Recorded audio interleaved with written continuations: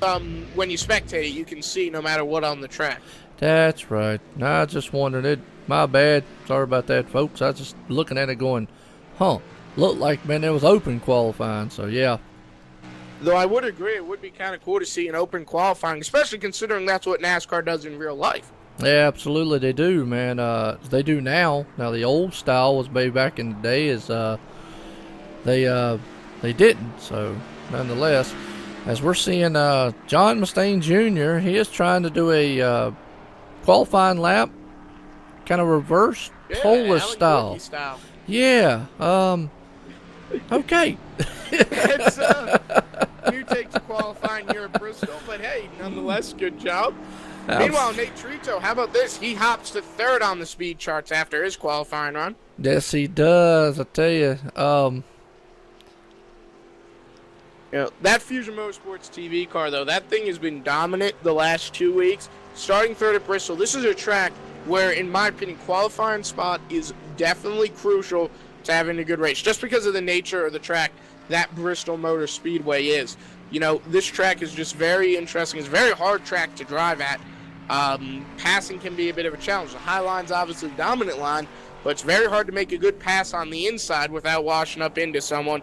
And depending on how these cars are handling in these weather conditions, could be hard. Speaking of the weather conditions, right now we're looking at a temperature of 83 degrees with a humidity of 46 degrees, wind speeds at 9 kilometers an hour, and it's going to be partly cloudy at the moment. So very interesting weather right now. Going to take a look over at the track conditions, however, and we've got a track temperature of, Joe, get this, 108 degrees right now. That's hot. That is hot. This track is going to be very, very slick, and these Xfinity cars are very, at least when I drive them at Bristol, I have that kind of luck. They're always loose for me, so this is not going to help that. And with a 9-kilometer wind speed, that's also going to play into a factor, and that, I believe those winds are coming in from the north. Can we get confirmation on that? I believe they are. I don't have a weather thing set up here, so I'm going to take your word for it, man. Wait a minute. Let me lick my finger and stick it out the booth here and check out. I thought I had a thing where you get info, it would actually tell you. Oh, I don't have it up, man, right now. 10-4, man, no problem. We're going to assume north. Surprising that Bristol, the track gets much wind at all, considering it is surrounded. It's basically a big closed stadium. Yeah, that's what that would be me. I don't think the wind would actually, I'm not going to say that for 100% because I'm not 100% true. Not 100% true, but 100% sure. As you're right, this being have a bowl style, look like a football field, which they did have a football game here once, like a football stadium. So the wind, I'm not gonna say it couldn't be a factor, but it could be like a swirl that goes in there. Now that could be, and that would definitely be a very interesting thing. I would agree with you there. Absolutely, and I tell you what, is looks like qualifying. Most of the guys have done now. Correct me if I'm wrong. I'm showing Alan J. Elwood up on the pole. Well, you're definitely not wrong. Alan J. Elwood has the pole by 0.95 of a second. That is a very, very close battle for the top spot on the racetrack. So you know what that means. It's going to be a very close race tonight as well. Cameron Hearn, I got to say, I'm very impressed with this driver. 5 weeks in, I'm going to say, that was weird the way I was saying. It was like, what? 5 weeks into the season, Cameron Hearn has had a very dominant car. Hasn't put together a race win just yet, but still, dominant car, not surprised. Alan Elwood missed out last week where he could have easily won, and, I feel like we might see him win tonight. He won't get 2 wins in a row, at least not yet, but it would be his second win of the season if he can pull it off here at the last great Coliseum. Yeah, I agree with you, man. I mean, definitely. Cameron Hearn. We also got to talk about Nate Trito sitting in there third. Mike Rominger, a former champ here in Extreme Motorsports 99. And Mason Kane. I'm going to go ahead and say a minute. Mason Kane, he got up in the booth with me last night, and my hat's off to that guy. He did a great job for his first time ever in the booth. Yeah, I took a listen last night, and it actually sounded really good, the two of you talking. Again, like you said, I got to credit him. For his first time in the booth, he definitely sounded like he has had a lot of experience doing it, Absolutely. And I tell you, A little nervous at first, you could tell, but hey, who isn't when the first time to do it? Heck, listen to my very first time up here, and I was stumbling all over the place. I didn't know what the heck to say and whatnot, but I did quite well, and impressive nonetheless tonight. He's starting 5th place here in this, and man, Matt, I'm gonna tell you, from what we saw in practice, man, can we say it might go caution free? I wouldn't bet on it. Let's put it that way. If I had to put a bet on it, I would not bet on it. But then again, what Bristol race really does go caution-free? I mean, even the Pro Series, if they race at Bristol, they're bound to have cautions. I don't think you can get a caution-free race at Bristol unless it's a lap-long race, you know? Well, absolutely, and that's the reason people love to come here is because, man, you bring a pristine-looking car off the trailer, and by the time you're done with it, it looks like it's been in a demo derby, a car wreck, because you're going to beat some fenders and bang some fenders here and hit something, and that's why people love it so much. Yeah, a win for some drivers at Bristol may simply just be bringing the truck, or the car rather, home in the top 5 without a scratch on it, which is a feat in and of itself. Absolutely, and I tell you, that definitely is that's a feat. I mean, you're right. We're just gonna see because, man, we got a heck of a field here. We got 34 cars so far, and not sure if all of them are gonna grid up, but we do have 34 cars. 34 cars around this track, Matt. Wow. Well, here's another interesting thing to consider. Bristol Motor Speedway's pit lanes. Remember, 2 pit lanes, front stretch, back stretch, because they can't fit it all on one side of the racetrack. Here's the rule for that. And this one I know because I've double-checked this with Real NASCAR and iRacing. Did some testing earlier this week. You can pit from entering either one of the pit lanes under green flag conditions. However, under caution, you must enter from the backstretch pit lane even if your pit box is on the front stretch. Meaning, I feel like we're going to see some interesting strategy calls because of the fact that, you don't want to have to pit under caution and take it all the way around if you have the first pit box. You'd probably much rather pit early on in a green flag run and save it under caution.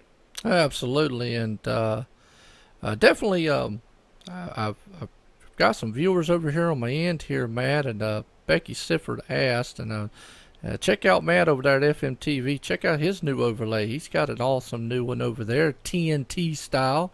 Man, that thing looks nice. He showcased it, what was it, Monday night, Matt? Yeah, ISDC, we kicked it off, and I got to thank Jason Allison for doing it. I mean, it is absolutely amazing. I love the style. I love the overlay. Could not be happier with it.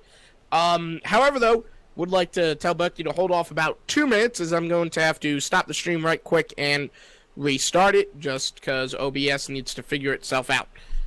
Okay, not a problem. Well, I mean, like I say, I've got them over here too, and confirmation of Gotcha. Okay.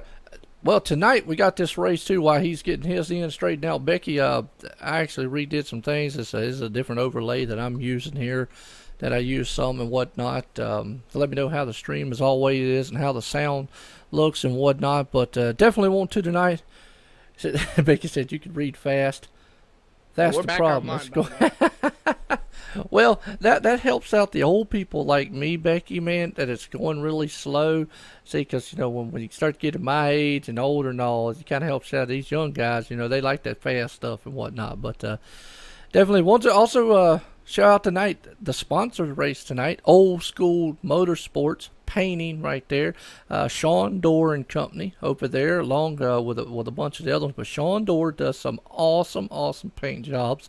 Definitely want to give him a shout out here as one of the main sponsors here at ExtremeMotorsports99.com, and definitely he does some fine work there, Matt.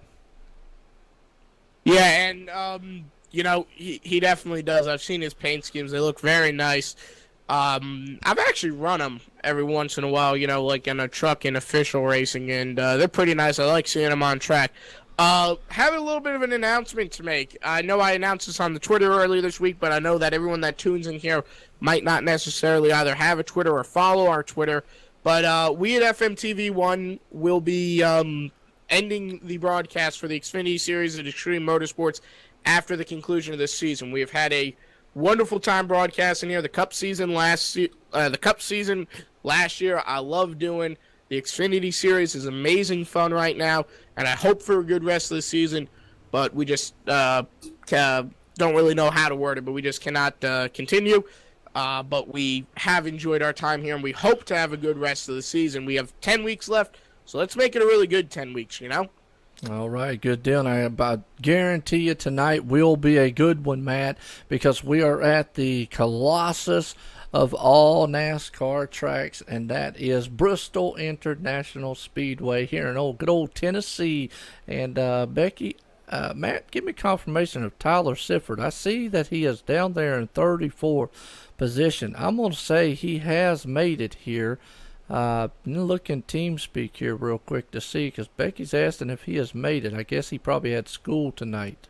Yeah, he definitely has joined into the session. Whether or not he's going to get on track, I cannot either confirm or deny at the moment. We will have to see when we take the green flag, I guess. Awesome and good deal. I'll tell you what, Becky over here telling us about, she's an attorney, and she loves the, she's talking about our scrolling here. I think that's the first time she has actually seen mine scroll, Matt's scroll, but she's used to the one I use on the Cup side. It moves a little faster on the ticker. She was telling me, she goes, it's a little slow there moving. I'm used to the fast paced, and she said she works with an attorney, so I guess the heck they're all darn fast paced. I said, hey, I'm just trying to help out the old people, that's all. Yeah. Hey, Becky, if you like fast-paced stickers, check out FMTV1. We got a brand new one. It scrolls real fast. Absolutely, nice, man. Yeah, he's got a nice package over there. Nonetheless, we got to thank Jason Allison for that. And thank Jason Allison for the one I'm running. I mean, he's been really, really good to us for Fusion Motorsports TV. And, I mean, it is awesome. And his prices aren't bad, too, compared to some of the other guys. Absolutely, man. You're 100% right. He definitely is. He's just been good all around. And definitely, I love that look, man, you got going on there. And it's going to be an exciting race tonight. It's going to be awesome. Actually, my favorite part about him is you can actually commission him. You know, I haven't really seen, aside from him, really, anyone else on iRacing that does custom graphics that they sell. A lot of the broadcast companies probably do them in-house and obviously wouldn't be willing to do it for other leagues or that kind of thing, which I can't blame them for. If they're doing all this stuff in-house, they don't want to give away their coding, and that's the great thing about Jason. He'll do it for anyone. He'll do it for, you know, for anyone as long as you're willing to pay for him. And honestly, we're not paid to say this because we're not sponsored by him and he's not sponsored by us, but if anyone who's getting into broadcasting is already in broadcasting that may be watching and you're looking for new graphics, definitely check out Jason Allison at iBog, because he does phenomenal work. And like I said, his prices are very, very reasonable for the quality of work that he puts into this. And, you know. Absolutely, and again, like I say, since we're throwing out the sponsor here, I mean, we definitely got a old school's painting right there. It does phenomenal paint jobs on trading paints and the whatnot for all the cars, for the truck, Xfinity, actually about just any car you can name on iRacing. They do a great job too, but nonetheless, man, it is awesome. Aiden Young, Aiden Young is out here tonight, and he is sitting, where's he sitting at right now, Matt? Aiden Young on track right now is sitting, was he in the 9 car, I'm guessing? Yes, he is. 16th. 16, okay. 16th position. Hopefully he doesn't run into any trouble tonight. I mean, you know, obviously, you know, we can't sit up here and say, you know, this race is almost like a plate race. We could say, oh, we got our awesome favorites, but you just never know what's going to happen because, you know, obviously here, Matt, you're going to always be in traffic. The leader is always going to be passing something. So I'm going to say it. Trouble lurks around the corner everywhere at this track you turn. So you never know. Yeah, a lot of tracks you can kind of escape from it. Like in the bigger tracks, you can escape from it, especially if the race leader. But nowadays, Bristol, it's just that kind of track where it is impossible to get away from the traffic. You can try as you might. You'll always find someone. You might get a little bit of a window where you've got like a 5-second gap to the car in front and a 5-second gap to the car behind. That ain't going to last long, let me tell you. Oh, absolutely. And I tell you what are we looking like on time-wise for the green flag drops here? Well, looking at that, I can't tell you right now, actually, because I don't have a That's session right. timer. Yeah, that's right. I'm with you on that one, too. So, if I had a session timer, I'd be able to tell you. Well, I do on my other overlay. I have an actual timer that counts. Now, I think I might just have to add that to this overlay in my other one. That way I'll definitely know when these things changes over. I'll have a session timer, and that way I could tell you when the darn things are going to end. I like that on my one overlay. But, yeah, you're right, Chris. Chris Harvey over here, man. I tell you what, he's talking about, yes, this is Bristol, baby. And, send me some love, guys.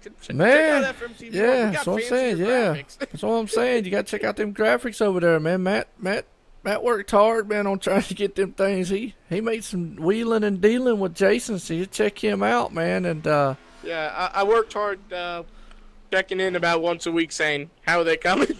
well, hey, working hard, typing his fingers away. How's that? Yeah, there you go. Negotiates. That counts as something, I guess. Well, we're having fun up here, folks. Just waiting for the green flag to drop here, and it's we're looking for inside. We got 255 laps tonight, Matt, and I'll tell you, it's I don't know. It could be a very fast 255 laps. It could be a very long 255 laps. It's going to be interesting to see what's going to happen tonight. Well, if you want to use the truck series from last night as a basis, I'd say it's going to be somewhere in the middle. The race had quite a few cautions, but then we did get some runs in the middle, too. I will say that as well.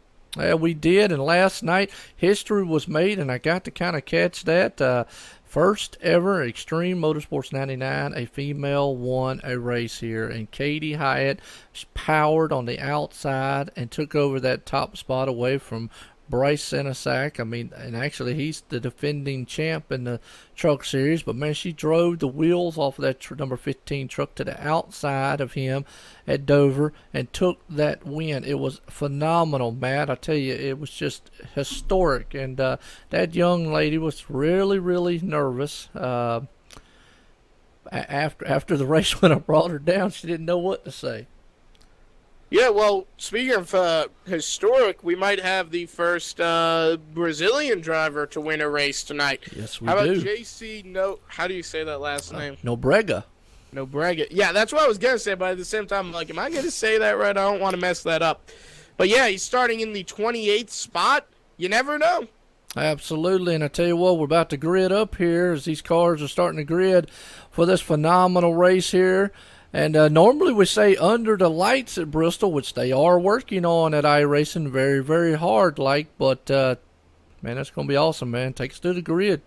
Well, we have the night lighting at Bristol. I guess just tonight we are not using it, which is perfectly fine. Anyway, the starting grid coming at you, presented by the Pine Creek Railroad. Going to be Alan Elwood starting first on the inside row, then Cameron Hearn. The second row will go to Nate Trito and Mike Rominger. Row number 3 will be consisting of the 32 car, Mason Kane, and the 99 of Eric Kennicks. Row number 4, how about Nick Hunt and Martin Porter? Hey, good start for Porter in 8th place. Row number 5 is going to be Matt Walzenbach and Dwayne Culberson. Culberson had a pretty good run last week at Charlotte, looking to capitalize on that, starting right inside the top 10 tonight. Row number 6 will be Joel Hamilton and John Houston in the 88, starting 12th. Row number 7, Zachary Kreiser and Vern Bradley. Vern's starting a little bit towards the middle of the field here, but hey, that's not going to be a problem. That driver is fast. He'll get through the field, just you watch. Row number 8 is going to be Christopher Parkman and Aiden Young. I'd want to say Chris is in trouble starting 15th, but this guy, I don't know how he does it. He always starts in the back, but one way or another, he'll either work himself into the top 10 or the top 5 by the end of the race. Just you watch. Row number 9 is going to be Rick Donathan and Richie Evans. Rick setting a lap of 15.555, which means he set 4 5s in a row. That's got to be an award for something. Row 10, David Elliott and James Thorndike. Thorndike having an interest tonight, starting in 20th. Hey, you never know. Row number 11 will be Ethan Kurtz and James Mason. Kurtz got a top 10 last week at Charlotte, looking to continue a good streak, but he's going to have a little bit of work to do. Row number 12, how about Mike Franklin and Rick Seabrams? Row number 13 is going to consist of Rusty Farrell and John Mustaine Jr. Wow, big grid tonight, folks. Row number 14, Sean Doerr and Nathan Shiflett. Nathan Shiflett, a driver for Outlaw Jaeger. We watched him in the Cup Series, a few races last season. Down to the Xfinity Series this time, but hey, still has a good car, still probably has a chance. Row number 15, and these are the drivers that have actually not set a time in qualifying. But hey, everyone's on the track tonight, so everyone grids. Ryan Galvo and J.C. Nobrega, first Brazilian, looking to make his first win tonight. Anything's possible at Bristol. Row number 16, Tyler Sifford, also did not set a qualifying time, but he's on track, and Cole Glasson. Row number 17, and I believe the last row will be Jonathan Shipman and Doug Blackman, rounds out your field. Actually, no, Gary Woldbolt in 35th will round out your field. He'll start in row 18 on the inside line. Wow, that's a big starting grid. Yes, it is. That's a lot of cars. There were like 35 cars, 36 cars here tonight as we're about to get set to go green flag racing. Yeah, it's going to be a good one. I believe we get 2 pace laps here at Bristol, actually. Well, we're on the last one. Oh, wow. Bristol is a small track, folks. Joe White will call the green. All right. Listen to these cars. They're taking off as the green flag's under the way. Alan J. Elwood takes them down into turn number 1 as they're 2x2 stacked up.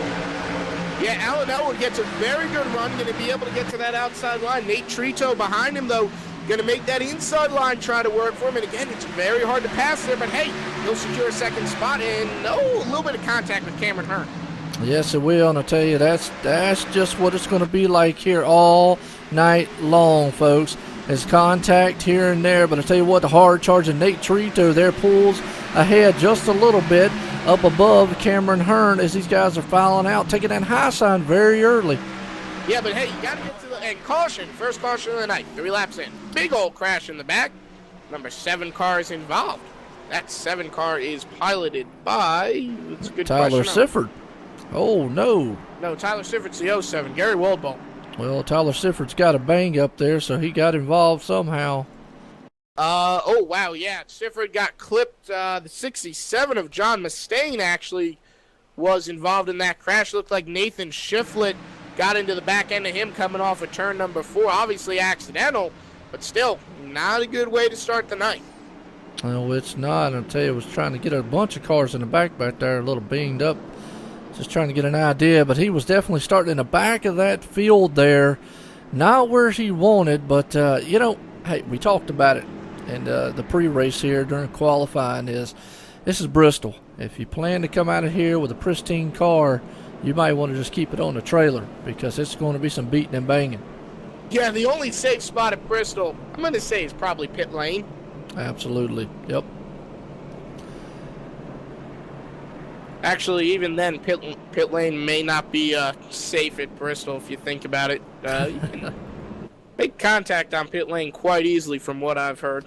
Yeah, absolutely. And I tell you what, Alan J. Elwood there, put it on pole, starting first, led the first 4 laps here. We're on lap number 5, actually coming to lap 6, so 255 laps tonight.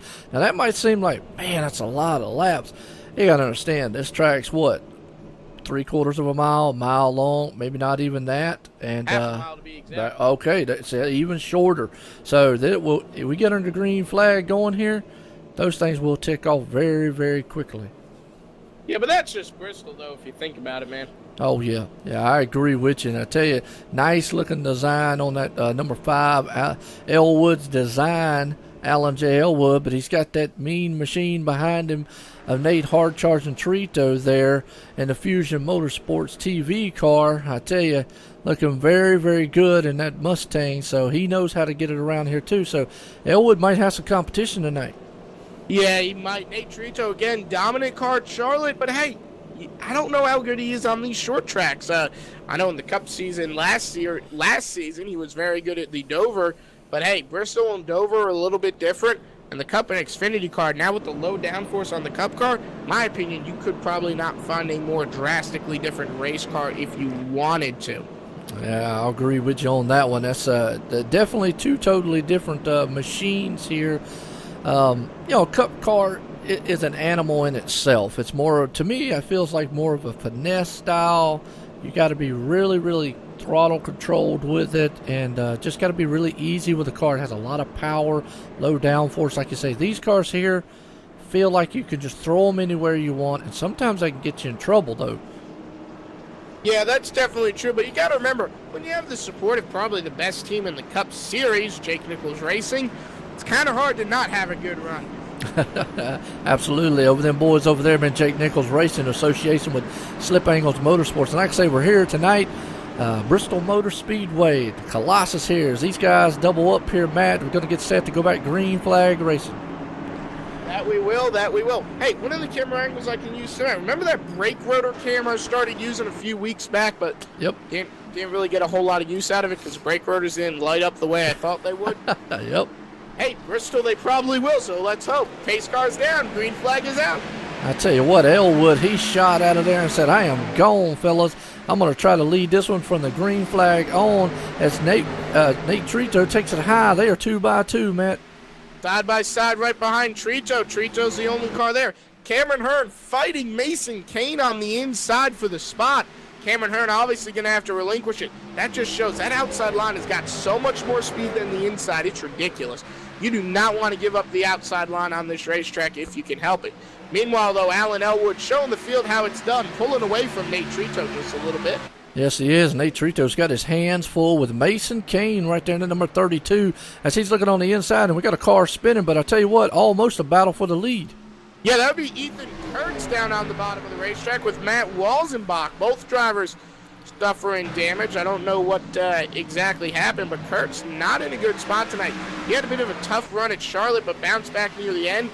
Not the way you want to start your night here at Bristol is getting involved in a wreck, especially if a caution doesn't come out. Because you can see he is losing and losing positions. Absolutely. And I tell you what, Nate Trito pulling up on the back deck lid there of Alan J. Elwood. He's still got his hands full with Mason Kane right there. Now, don't forget about Cameron Hearn back there stalking around a little bit. But these guys up front, they're nose to tail, and they're not giving an inch. But like you said, that high line is the dominant line here to get around. So it's really probably a one-groove track right now. Yeah, I would definitely agree. At the moment, it's a one-groove track, though that could shift around. Probably won't shift around for a while, especially if we don't get a lot of green flag running in. But right now, it looks like we're starting to get a bit of a green flag run. And once that does shift around, you will see this track go from being a high line track to a mid line track, then to a bottom line track. At least from what I've seen at Bristol, it kind of migrates all over the place. Yeah, sure. And I tell you what, we look back here in the number 5th spot there. Good old Nick Hunt. Glad to see him back on the track. You know, a tragedy in his family, man, a couple weeks ago. Unfortunate. Our thoughts and prayers are with him on that deal. But good to see the 00 back out here racing and having fun. Seeing that one hair flying in the wind out the window. And he's doing a heck of a job wheeling that machine around here in the top 5. Yeah, Nick Hunt, I mean, you know, I cannot imagine the pain he is still feeling. But like you said, condolences with him. But hey, he's put on a great show in the top 5. I will definitely agree with that. Yeah, absolutely. And we go back here, and I tell you what, there's a hot and heavy battle going on for 2nd, 3rd, and 4th as these guys are not giving an inch. And right now, Cameron Hearn's looking like he wants to go to the inside and try to test the waters down there low on Mason Kane. Too early in the race to do that, man, I'm telling you. It's a good idea to try it, but not this early on. Of course, if you have to, you have to. Like, hey, Alan Elwood having to get past John Mustaine Jr. in the 67 car, and he'll have to take that inside line. But if you can avoid it this early on in Bristol, I would not go to that outside line for all the money in the world. Absolutely. And I tell you, like you said, it's a little bit too early. These guys, man, are just testing the water, so to speak, on what they can do. But the good thing is Elwood's not drove away with this thing like he normally does. Nate Trito, Mason Kane, Cameron Hearn have kept him in sight. So he's got to be looking in his rearview mirror going, these guys at any moment, if I make one little slip up, boom, they're going to be all over me. I'd say he's done a little bit more than keep them in sight. They're right up on the back end of that number 5 Elwood Designs machine. Yes, sir. I will agree with you there. We're here tonight, Bristol Speedway, and we're on a kind of a surprising, a long green flag stint. We had a little bit of one little early caution on around lap 3 or 4, but so far here, it has been green flags. These guys have done very well, fanned out very well here, and it's been a very, very good race so far. Yeah, that it has been. I would definitely agree with you there, man. It has been a very good race. Very hard running out of all these drivers to it. You know, I'm surprised we've only had one caution so far tonight. Yeah, no doubt. And I tell you, it looked like we had a few little hiccups with some cars running and whatnot, but nonetheless, definitely some of them we've stayed green. Yeah, as long as there's no cautions, it's not that big of an issue. No, it's not. And I tell you, I'm looking here, Nick Hunt still running in that fifth. Well, actually, he's up to fourth place now. Eric Carcass? Mechanics, I think. Mechanics. Okay, my bad. Right there, and he's going up underneath the slower car there. Unfortunately, Sean Dorr, who is running in the 23rd spot. You know, Sean Dorr, old school motorsports there. He's just trying to hang on. I tell you, Bristol is a tough track to get around. Yeah, not a good night for Sean Dorr in the 29th spot right now, and he's actually might go 3 wide with Vern Bradley, who's inside the top 10. So Sean already put a lap down. Man, not a good night for him as the caution flag flies. Yes, it does. Caution flag for the, well, it'll be the second time tonight as we see, man, unfortunately, Tyler Sifford there way off the pace, not having the night he wants and whatnot. Different, another wreck for him. I hear you, Becky, man. Well, I tell you. Yep, Tyler Sifford got into it with, I believe that's the number 3 car, and kind of got turned around. We'll be right back here on FMTV1 taking it. We'll be right back. Alan J. Elwood, your race leader. Well, the good news, Becky, I will tell you this. We'll be back to the old ticker tomorrow night for the Cup Series. I just like using this one on most of the other streams and whatnot we got going on.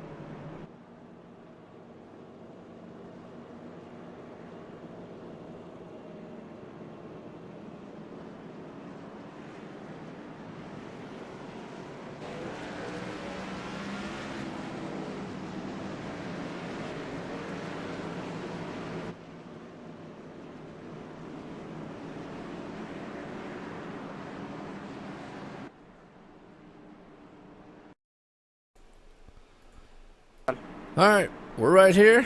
Matt says he's done over there. Welcome, viewers out there. Tell you what, lights off on pace car. We're about set to get back green flag racing here tonight, Bristol, and yeah, it should be fun. Hope we don't see any more flying cars around tonight. As the only flying I want to see is these things, the monster machines, take off like they did just right there, Matt. I tell you, these guys are shooting out of here and fanning out very, very quickly. I just see Elwood get a heck of a jump. And right there behind him, so does Nate Trito and Cameron Hearn. But look at who just popped into the picture in fourth. Jonathan Shipman. Yeah, John Shipman, a very good restart for him right there. He almost got into the back end of the 76 of Cameron Hearn right there. But, yeah, we're back online here on FMTV1. Thank you for bearing with me tonight with the few issues we've been having. We are definitely back and ready to roll. Hopefully we get some viewers back. Oh, yeah. For those of you watching on FMTV2 that had to migrate over, we're back. Anyway, though, Alan J. Elwood put it on in a fantastic show. I almost said fantabulous. Hey, no, well, either word would have been fitting, I tell you, for this style track here tonight. I tell you what, look at Nate Trito taking a high line. Cameron Hearns trying to flirt with that low line just a little bit, and he's pulling in on those two, but they're pulling in Elwood. Yeah, Alan Elwood not pulling away away as much as we thought he would, which is a little bit surprising, but at the same time, not unexpected. Bristol is very interesting. Yes, it is, and I tell you what, here soon, Cameron Hearn might be on all over the back deck lid there of Nate Trito, and then they've got Jonathan Shipman on the way. Nick Hutt still right there in 5th spot, and we got Vern Bradley has moved it up into 6th. Wow, I tell you, that's a good one right there. Yeah, Vern Bradley running in 6th, right outside the top 10. He's right as to. He's got to get past Nick Hunt in the 00. Yes, he does, getting that top 5 spot, but right now, nonetheless, he's come from 14th all the way to 6th. And he's got his hands full for Cole Gleason, who last night in the truck series, man, ran the wheels off of that truck. He's tonight the number 12 machine in the 7th spot, doing very, very good. Right behind. Yeah, Go ahead. Gleason Sorry. has put it on a great show for us tonight, running in 7th, like you said. How about John Houston, though, in 8th? He's having a good night. And caution, yet again. Oh, I tell you, caution out again. Oh, man, Alan Elwood's in it. Oh, no, that would be the think his leader. motor's gone, too. He's not getting up to speed. Oh, man, tragedy right there. Yes, the leader involved in that. And I talked about it. What did I say? No at safe the beginning spot of on Bristol. There you go. It was a wreck that had already happened, and, man, Elwood will be, how to say this nicely, not happy, because Ethan Kurtz actually got turned around by Rick Donathan, who got right up into him, probably not intentionally, but, his car came up into him, and Kurtz was stopped on the racetrack, and Elwood had nowhere to go, and Elwood just kind of doored him. Well, you got to look at Nate Trito. He's got some damage on the front, probably just ran up and on the back end, nowhere to go, crunched the fender just a little bit in the front. But like I said, we talked about it in the pre-show here, Matt. Their disaster lurks around every turn here at this small track. There's no safe place, like you said. It is just everywhere you turn, it could be disastrous. Yeah, I'm thinking that 18 of Rick probably thought he was clear in that wreck there, because he did come up into, the quarter panel of Kurtz, but I do not believe it was intentional. Actually, let's try to get a little mid-race interview with the number 18 car, Rick Donathan. Sure. Let me just pull him up in here. Car number 18, Rick Donathan, you got a copy on me?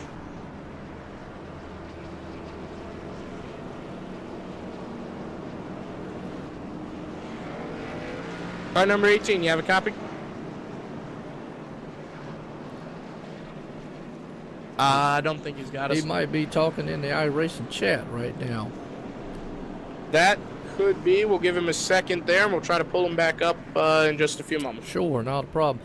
Becky, what do you mean by not showing caution? The new feed's not showing caution. Matt, are you talking about on Matt's side?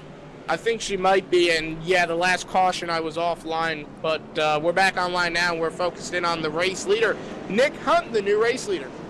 Okay, yeah, Becky, I know you called that there. Yeah, we're under caution here, and I'll go ahead and give us a race summary here. We're under caution for the 3rd time tonight, and folks, I'm going to tell you what, that's just Bristol. I mean, that's what we come to expect, and nonetheless here, we got lap 45 of 255 here tonight, and it is going to be a good one. But I tell you what, Becky, just so I let you know,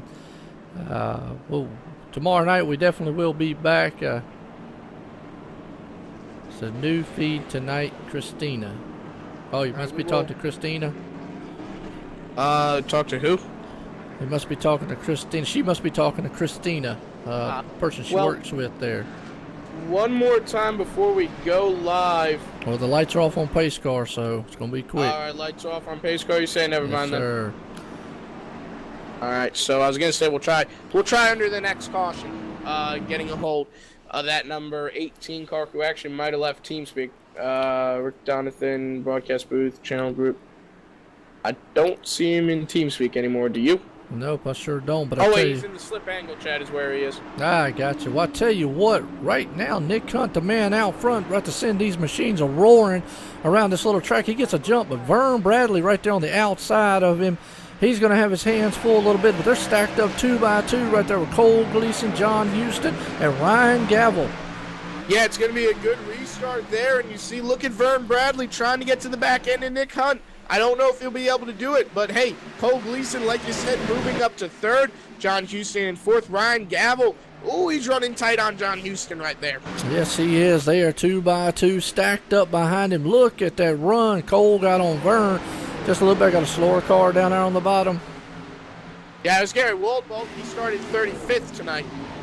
Tyler's, where would be Tyler Sifford at on this one here? I'm rolling through the lane here. Just give me just 1 second here, Christina, and we will definitely find out. He was involved early on and a little bit of bump up. He was in the back right there, unfortunately, so definitely is, I don't know.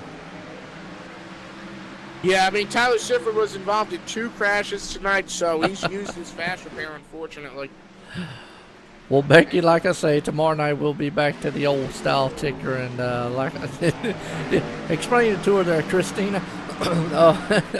They're having a field day with our scrolling tickers, Matt. What, they're not a fan? Well, they just say that it's going too slow, and I think they like the fast-paced part of them. I think mine's pretty fast. Again, tune into FMTV1, Becky. We got fast tickers. Yeah, check out his and see what his looks like, and definitely he's proud of that one and whatnot. It definitely looks nice. We got a heck of a battle going on up front though here while we're jabbling. I tell you what, Nick Hunt's trying to hold off a hard charging Vern Bradley. Yeah, that's going to be the hard part, actually holding off that Vern Bradley. Vern is coming on strong to Nick Hunt onto the back end of that number 00. But again, it's that inside line. It's not working yet. We have just not had enough green flag laps to really constitute that inside line. He's becoming a major player. But hey, Vern Bradley going to get to Nick's quarter that time. Yes, he is. And there they are side by side. And that's going to give the man right behind him, Cole Gleason. But he might try to powerhouse that move. And we hear some cars in the back there beating and banging. But the 2 up front are side by side, door to door. I think Vern might be watching the stream and heard me say that about the inside line, and now he's just trying to prove that it works. And, hey, whatever it is, it's working real well. He's actually almost going to clear Nick coming out of that corner that time. Yes, he is. I'm going to tell you what, Matt, these guys, man, are wheeling around this little half-mile track. They are side by side. They haven't beaten banged yet. They're almost a little bit of scraping pain as they are still side by side battling for the lead. Vern did lead that lap. Yep, and that's all it takes is a fender out front, some inches though. So I tell you what, he is actually look like he's going to clear Nick Hunt. He does it on the inside. What a heck! And now Cole Gleason, man, is the man back there is going to give Nick Hunt a fight for the second. Yeah, Cole Gleason actually going to probably pass Nick Hunt right here coming out of turn number 4. Actually, Hunt's going to hold on to him right now. I tell you what, the fan favorite of the Xfinity Series, I'm going to have to say, Chris Harvey's man, moving it on up into 4th place there. Aiden Young, look at him go. He's coming up right on the back deck lid. Big wiggle out of Shipman. Yes, he did. Well, big wiggle out of Aiden, and he's going to take a 3 wide. Aiden will lose the spot, though, to Jonathan Shipman in the number 23. Well, now he's going to fight back on the outside. Hopefully he's going to hold on to it right here as they are door to door, but Shipman's going to take the spot that time around. And I tell you, these guys are battling and out right now, Matt. Yeah, and Jonathan Shipman will take over the 4th spot from Aiden Young. I don't know how long that's going to hold on. Got some support from Sean Ambrose for JC Nobrega. Says, keep digging, JC. Good things to come, early days. JC is currently running in the 26th spot, but hey, that's an improvement on where he started. He started in 30th. That's almost a gain of 5 spots. So, that would be a very, I wouldn't say necessarily impressive, but would be very good for him as a gain of, 5 or maybe even 10 spots on where you started. Absolutely. We've got a heck of a battle here, and we're trying to get you. I'll get you that update on where's Tyler Sifford sitting at right now, Matt? Tyler Sifford currently sitting in the 25th spot, battling with Alan J. Elwood. Sifford is on the lead lap. Elwood is actually 2 laps down, or 6 laps down, it looks like. Man, that is not. 5 laps down is what I'm reading on the ticker. I feel bad for Alan. Yes, it is. Right there we go. There's Tyler Sifford. Man started 31st. He's pulled up into the 18th. He's side by side battling along. There, he's in a lot of traffic. So there, Becky, we'll give you an update. We got you covered out here tonight. No problem. I tell you what, they've got some good drivers back there stuck in that back of the pack, Matt. It's going to be a tough one to get up front. Yeah, Vern Bradley, however, how about this? Jonathan Shipman, Vern Bradley, they're deciding to go at it. Yes, they are, I tell you. Oh, and I'm going to tell you what, Tyler Sifford almost got turned right there by the man right there in the back. He almost, a good Matthew, I don't think it was Matthew Walzenbach as much as it must have been a KC right there, but man, that was close. Yeah, and Tyler Sifford definitely not having a good night for himself. No, he's not, I tell you. And trying to get through traffic here is very hard to do. You got to be patient. You got to time it just right.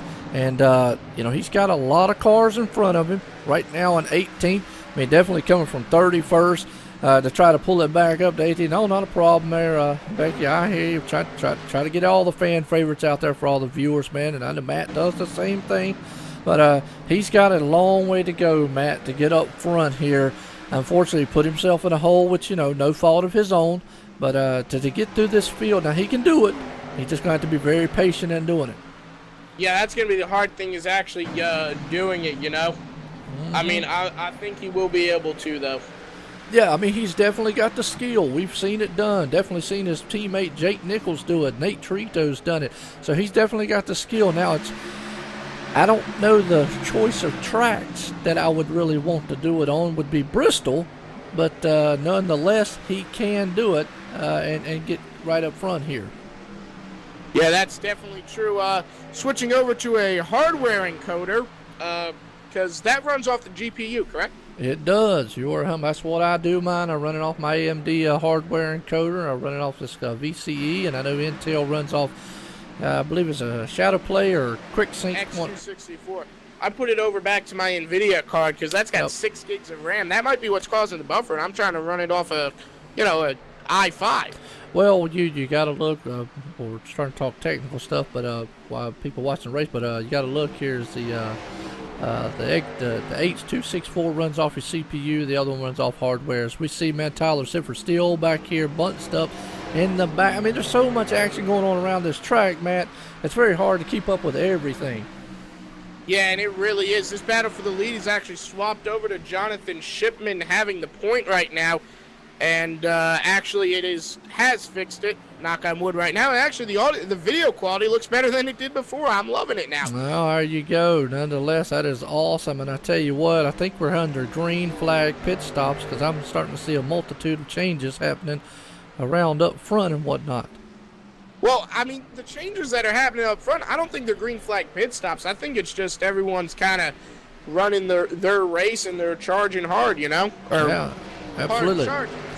Say. Well, I don't know if the Lisa's out there, but I know last time we tried to get a shot, man, of Sean Dorr. He hit the wall on us as soon as he went and flipped over. But nonetheless, Sean Dorr running in the number 15 spot there, looking very good in his old schools. Now, he's got Tyler Sifford looking on the inside of him in that 07 machine as they are side by side wheeling around here. Lap number 80 tonight, 79, excuse me, a 255. And like I said earlier, Matt, if it starts going green for a while, definitely we'll go by very quickly. And why are you screaming at the TV? What?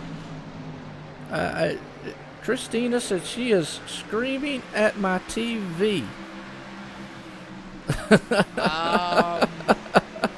Might not be happy with where one of the drivers is currently performing. Well, and I think they're screaming at Sifford probably is wise, but he has moved to 14th, so he's methodically, slowly, like we said, patiently clicking them off one by one, trying to get up front. And if he stays out of trouble, Matt, I think we'll see him up front with these guys. Oh, we got a car around on the back. Oh, who is it? Front. No caution.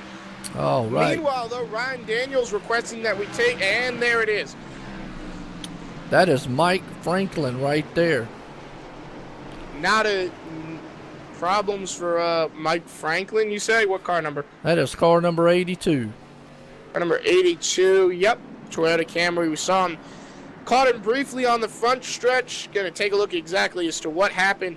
Was racing Dwayne Culberson. He got into, I don't know who that was. It was Lowe's car on the outside coming off a turn 4. Absolutely, and I tell you what, Jonathan Kryptonite Shipman has moved that machine up front. Vern Bradley stalking him, though, there. Cole Gleason, though, don't leave that man out. Look at old Aiden Young holding out up on number 4 spot. Good running for Aiden Young, and then Ryan Gavel in 5th. Big pit stops going on right now.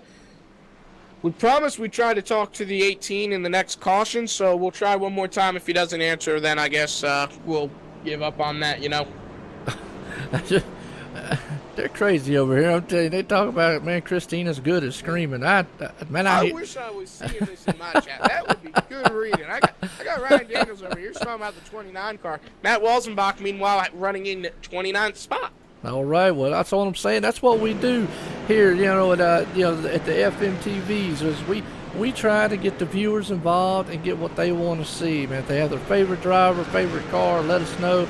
We try to get them all the spotlight here as a little mix-up there into the pit lane, but it looks like Jonathan Shipman's going to beat them out. All right, and we will, car number 18, copy. Matty, yeah, go ahead. Booth. He got you. You got me? Yep, got you. 10-4, man. Well, right now you're running in 30th. You started 17th. Not the best night for you so far. How's the number 18 Miller welding machine handling for you? Guys, doing pretty good right now so far. Made some adjustments in the garage earlier this evening. Got a little twisted up at the beginning of the race, but it's going to be playing catch up from this point on. But it's feeling pretty good right now. Now, the last caution, the one before this, we saw you got into the number 07 of, I believe it was the 07 of Tyler Sifford. What happened there? It looks like it was just a miscommunication between spotter. The 20 car. I know I got into the 20 car. It brought that last caution out. Oh, yeah, it was right, on me. You're right. I don't know why I said Sifford. It was one of the slip angle guys, though. Yeah, we were just running tight there, and I think he got a little squirrely up there, but I was there. We were running tight, and hey, it's just beauty of the beast of racing. It's going to be on me, so we're all good. 10-4, where do you see that number 18 car finishing tonight? I mean, starting 17th, a little bit towards the back of the field, and then not running the best right now, actually sitting 2 laps down. Where do you see you finishing? Man, I'm going to tell you what, this is Bristol, baby, and a little too early to tell right now. You guys can flip a coin, and you could be closer than I could. I couldn't tell you. All right, well, thank you for talking to us, Rick.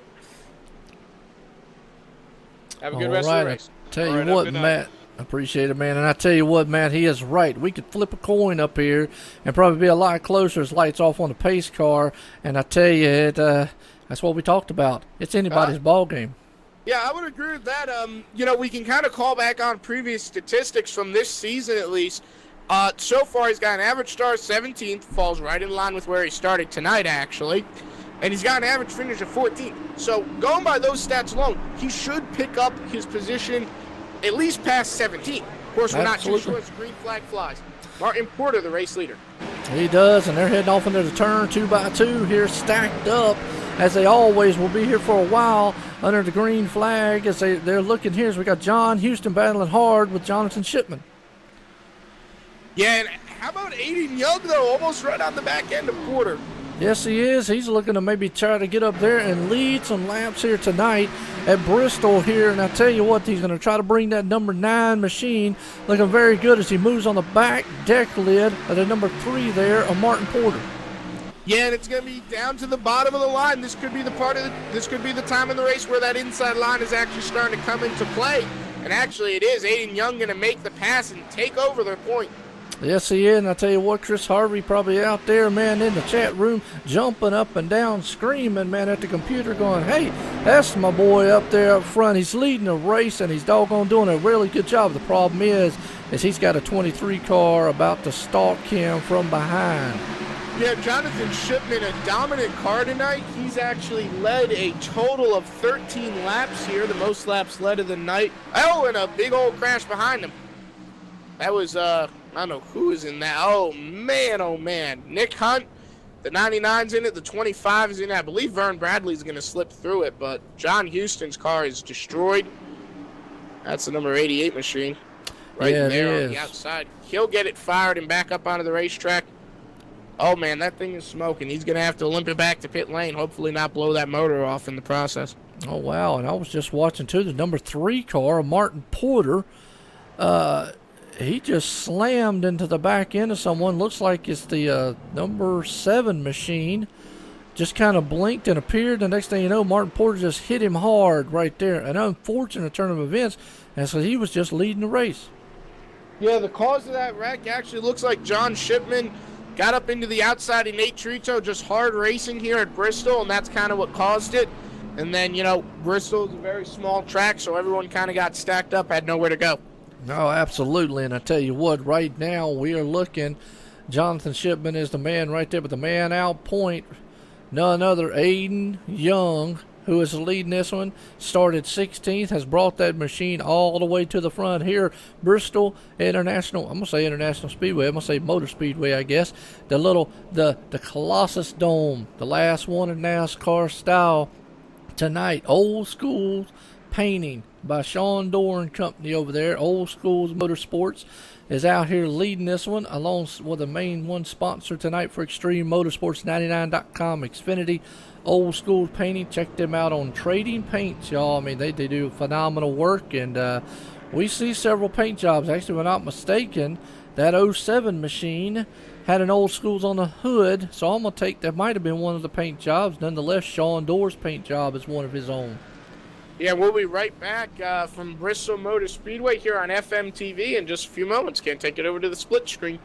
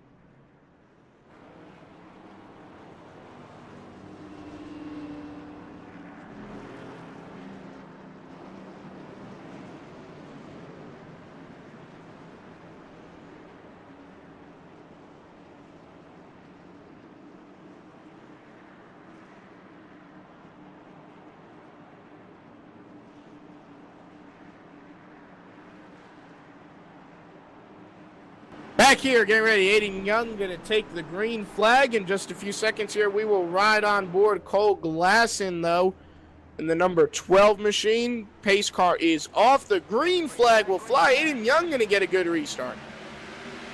Going to dive it down into turns 1. Aiden Young going to try to run that outside line. He's got Jonathan Shipman right behind him.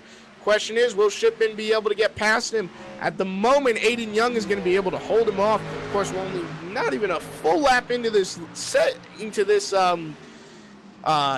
run, I should say. But look at that, Jonathan Shipman all over the back end of Aiden Young. We're actually going to take it from the outboard cam on that number 9 machine, and you can see the back end of that the front end of that 23 car just hard charging, trying to get it back up to him. Won't be able to do it right there, but he's trying, man. He's trying to get to him, and he just can't do it.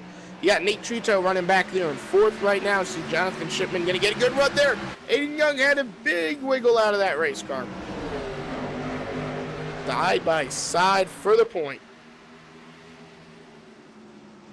Running down into turns number 3 and 4. It's going to be Jonathan Shipman on the inside. Aiden Young nails the outside wall. That'll give Shipman the point as they're going to run out of turn number 2 right here, coming past our TV. Lot of speed as these cars just rocket on past.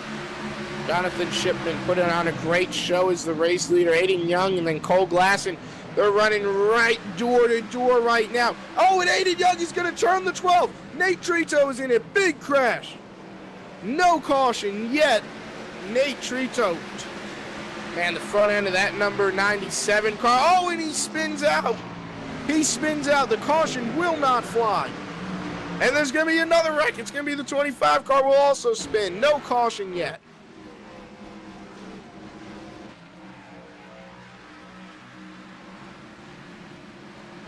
Yeah, Nate Trito's in it.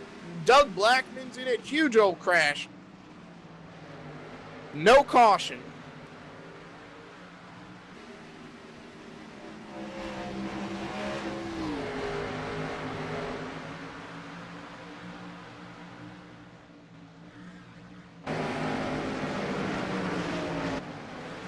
Yeah, that is definitely Bristol. Man, Jonathan Shipman leading it. You know, Nate's going to need that caution.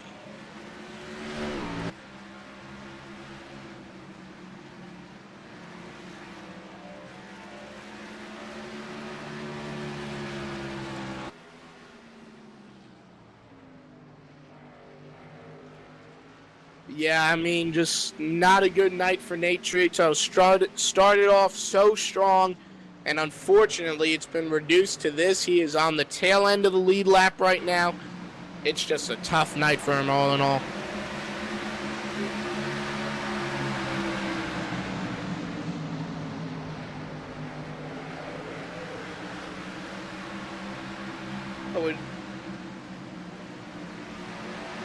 Well, Jason Obrega, that number, that is, wow, he's up to 6. How's that?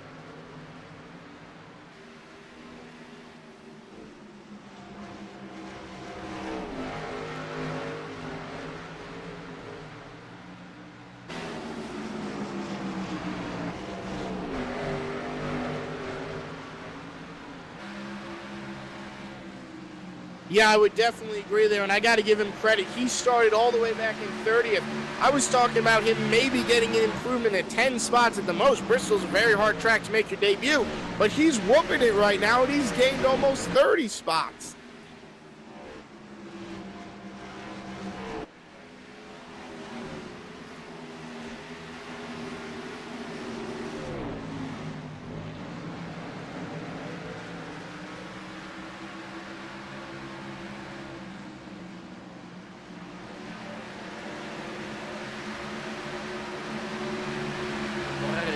I don't know. That sounds wrong. Yeah. That's one hard thing in Spanish class where you have to roll the R's. I can't do that stuff. But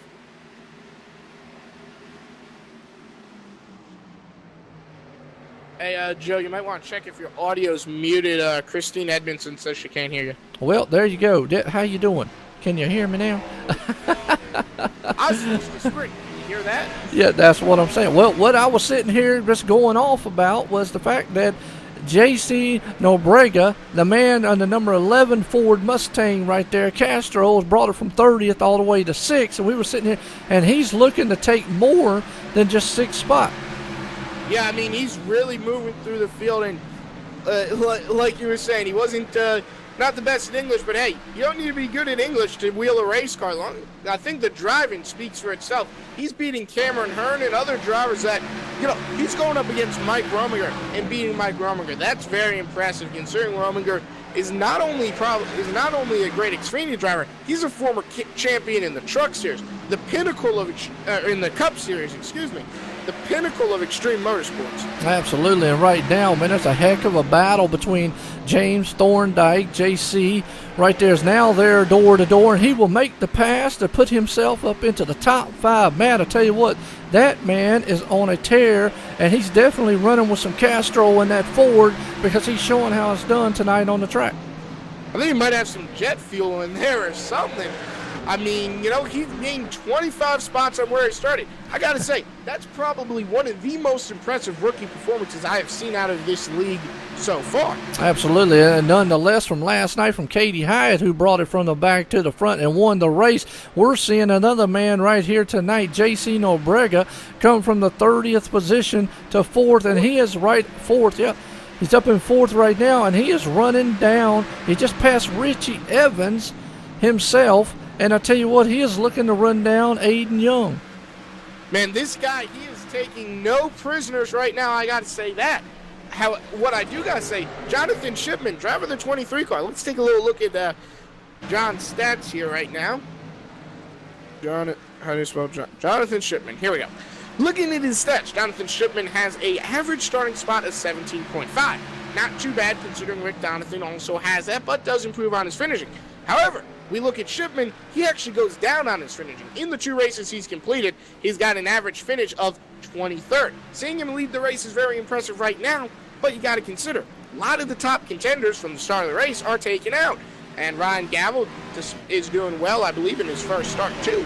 But, you know, I think that 23 might want to look back to the number 11 car. Again, first start, but again, starting from 30th and going to 4th, that's something that you can't deny is impressive and would be worrying for a driver that, despite having a lead, only has a high finish of 16th so far this season. That would be something I'd definitely get concerned about, is the rookie who's got an amazing record going on so far right now. Absolutely, and I tell you what, we've got a heck of a battle heating up back here for the 6th, 7th, and 8th spot as Richie Evans now, as it looks like the number 12 machine, that might have been a lap down car I saw there, or Cameron Hogan. But I tell you, look at that, James Thorndike not giving an inch as they are side by side. Speaking of James Thorndike, I'm looking at the car right behind him. That number 15 of Christopher Parkman, who's going to lose a spot to Martin Porter right now. But what did I say earlier about him starting near the back of the field?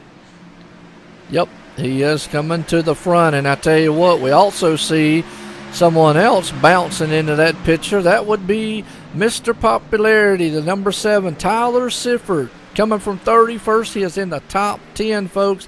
Hey, hold on to your hats. He's bringing that machine to the front. Yeah, I want to talk about Chris Markman for a second, though. Okay. He's won 1 race this season. He's got an average start of 13th and an average finish of 7.5. Very impressive statistics. Even more impressive when you consider the fact that the driver who's dominated even more than him, and by all means should probably be winning the season, is not. Christopher Parkman is leading the points right now. And again, that's with only 1 win and only 1 top 5 this season. That shows that consistency, probably the most important thing to have on the racetrack. Of course, right now he's fallen back to 11th place, but hey, don't let that discourage you from picking him as a driver to win a championship. He's already locked into the chase, and he leads the points. What is there not to like about this guy? Well, right now he's flirting with disaster. That's one thing not to like, because he's scraped that wall now about 2 or 3 times while you were going through that with him. That's why he's falling back. But nonetheless, you're right, consistency. Now, he's made the chase. He knows that. He's looking to say, okay, how well can I run this car? How well can I put it on these tracks when I get into that chase format of the 5 laps? Now, that's with a real consistent. We saw it last year in the trucks, Matt. Look at Bryce Senesac. Didn't win the whole entire season. Made the chase, won the very last race to win the championship. But up until that point was very dead-on consistent to get himself in that position. Yeah, we got a caution out on the racetrack, and no, it's J.C. Nobrega. He got around. Oh, no, the man we were just talking about a minute ago. Not too much damage, though. Not too much damage. He didn't hit anything. Actually, he got himself around. Got a little help from Cameron Hearn, though. Luckily, he just kind of slid it, and it was just enough to bring out the caution. He'll only fall down to 13th spot. That is not bad at all, and he's going to bounce back. But, you're right. Christopher Parkman, he did get into the wall a few times. let's be honest, who at Bristol doesn't get into the wall? It's a very hard thing not to do if you think about it, considering you got a wall on the inside, you got a wall on the outside, and, if you're running on that high line, you're already flirting with disaster to begin with. So, yeah, he got into the wall, but got over 100 laps left still. He's going to be just fine, Joe. Absolutely. I agree with you on that one. I tell you what, and you're right. Like we said, if you think you're coming out of this race with a pretty car, you might as well just keep that thing on the trailer, because it's just probably not going to happen. It's like this place in Martinsville has 2 tracks right there. You know you're going to come out of here with something dinged up, banged up on that machine, and tonight we're seeing it. They're bumping the walls, they're bumping each other, and everything on the tracks. There's nothing safe out here.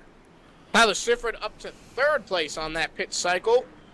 Actually, Tyler Sifford hitting his pit box. He'll fall down. Few drivers electing to stay out, most notably Aiden. Actually, Aiden probably got his servicing in already.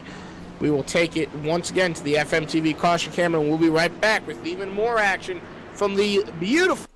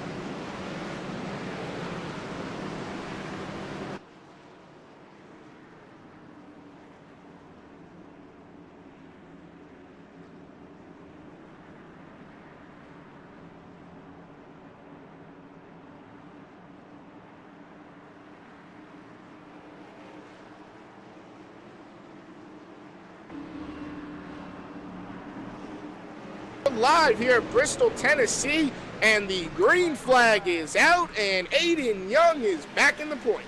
Yes, he is. Oh, yes, he is, and he's got a handful there. Jonathan Shipman, though, I'm going to tell you, the kryptonite man himself in a 23 machine there, he is definitely chewing up the rear back bumper of the number 9 there, Aiden Young, but that young man is holding him off.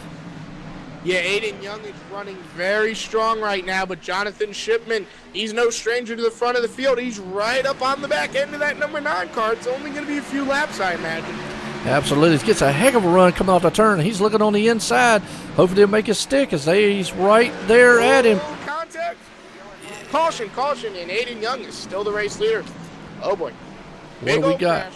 What we got? Jonathan in another one. Oh, man. Tough night for that 18. Was optimistic about a good finish. Unfortunately, tonight does not look like the night. He got caught up in a wreck with not Mustaine, the 61 car. Who's in that 61 car? Well, the 61 machine would actually be, 62. I know. Mason. James Mason. Wow. Looks like Vern Bradley did not get caught up in that. Thought he did. James Mason got into that Best Buy machine. That is the car number 39 he got into. Rick kind of got involved trying to check up for the crash. Alan Elwood right now looks to be off the racetrack, as does Dwayne Culberson. So 2 drivers that will not be finishing tonight, at least as of now. How about we talk to Aiden Young, though, the man on point? All right, let's get it done. If I can find him in TeamSpeak. There he is. Aiden Young, Matt Egan in the booth. Copy on me? I got you, Matt. Well, you're the race leader right now, but got a little bit of a problem. Jonathan Shipman right behind you. That guy is fast. How do you feel? Well, I feel pretty good that I can hold him off, but we'll see. You know, it's Bristol for you. Now, when we go green, and if we do get a longer green flag run here, do you think you'll be able to hold off Shipman? Yeah, I think I can hold him off. I think I got a good buddy that's going to be starting behind me. 10-4. Anyway, you start 16th, you're up to first. Do you think you're going to put that car in victory lane tonight? It's hard to tell. You know how Dover can be. You can go from first to last in a heartbeat. Yeah, we're at Bristol, by the way. I definitely agree. We're at Bristol, not Dover, man. I said Bristol. I heard Dover, but... We heard Dover. Well, they're both hard to pass at. Let's leave it that way. You put on a good show on that old schools machine. We'll give you best of luck to you in the rest of the race. Thank you.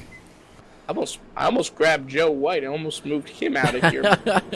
Well, that would be the wrong person to move. Well, I hear you. I tell you what, it's been an exciting race so far tonight, nonetheless, Matt. And Aiden Young definitely has been on point. Hey, he might be an early favorite here to pull this victory off if he can just stay out of trouble and stay out front. Now, I know he's going to have his hands full with that 23 behind him. And as always, we don't want to count out any of the other drivers. And, you okay, Chris? I was just showing off the logo, man. You good. Yeah, well, you want to talk about Aiden Young. Statistically, it's not looking too good for him for a race win. But, of course, on-track performance is a little bit different right now. But here's the statistics of the three races he's done this season. He missed the second race of the season at Las Vegas, for those of you who are curious. Average start is 17th. Not too bad. Rick Donathan has that, and a few others that are near the front have that as well. Problem comes in with his average finish. Average finish of 20th. Looking back on his last three races, he finished 7th at Daytona, 35th, and 19th. Not too good when you think about it, and the chance of winning does not bode well for him. However, he's leading right now. We never know. Well, that's 100% true right there. His lights off on a pace car, about set to get these monster machines going as the pace car heads off, turns left into pit road. Aiden Young storms out front. Jonathan Shipman gets a good start with him, though, on the outside as they're going to go 2x2, and Shipman might get that outside lane that he needs. I don't know, man. That inside line has been working well for Aiden, so it's going to be a hard one to call. Aiden Young is definitely going to almost clear him. Contact. Jonathan Shipman puts it in the wall. Aiden Young clears him. He does, and man, he spun. Oh, yeah. Wow, big old crash. Jonathan Shipman around. That takes care of it. Oh, no. Chris Parkman is in it. Sean Doerr's in it. Cameron Hearn is in it.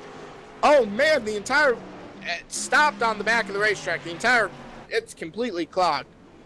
Wow, that was. We saw it up front, man, come to tuition there, so to speak, as Jonathan Shipman, he had to let out of it when he was trying on the high side there with Aiden Young, and unfortunately, right behind him, the car behind him got into him a little bit, turned him, and that started a chain reaction nonetheless. Yeah, if this game could bring out red flags, I would definitely say we would have had one right there, considering the way everyone literally stopped on the backstretch. That entire back half of the track, you saw three cars get involved in the crash themselves.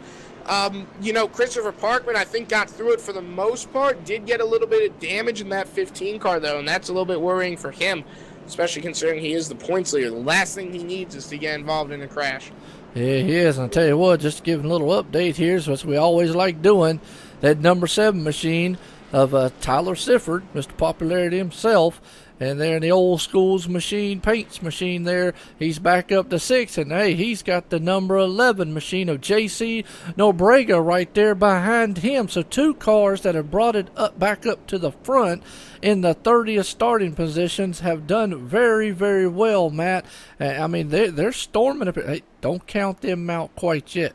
Well, those 2 guys got back to the front of the field very quickly. They got very lucky with that crash because they were both not in it.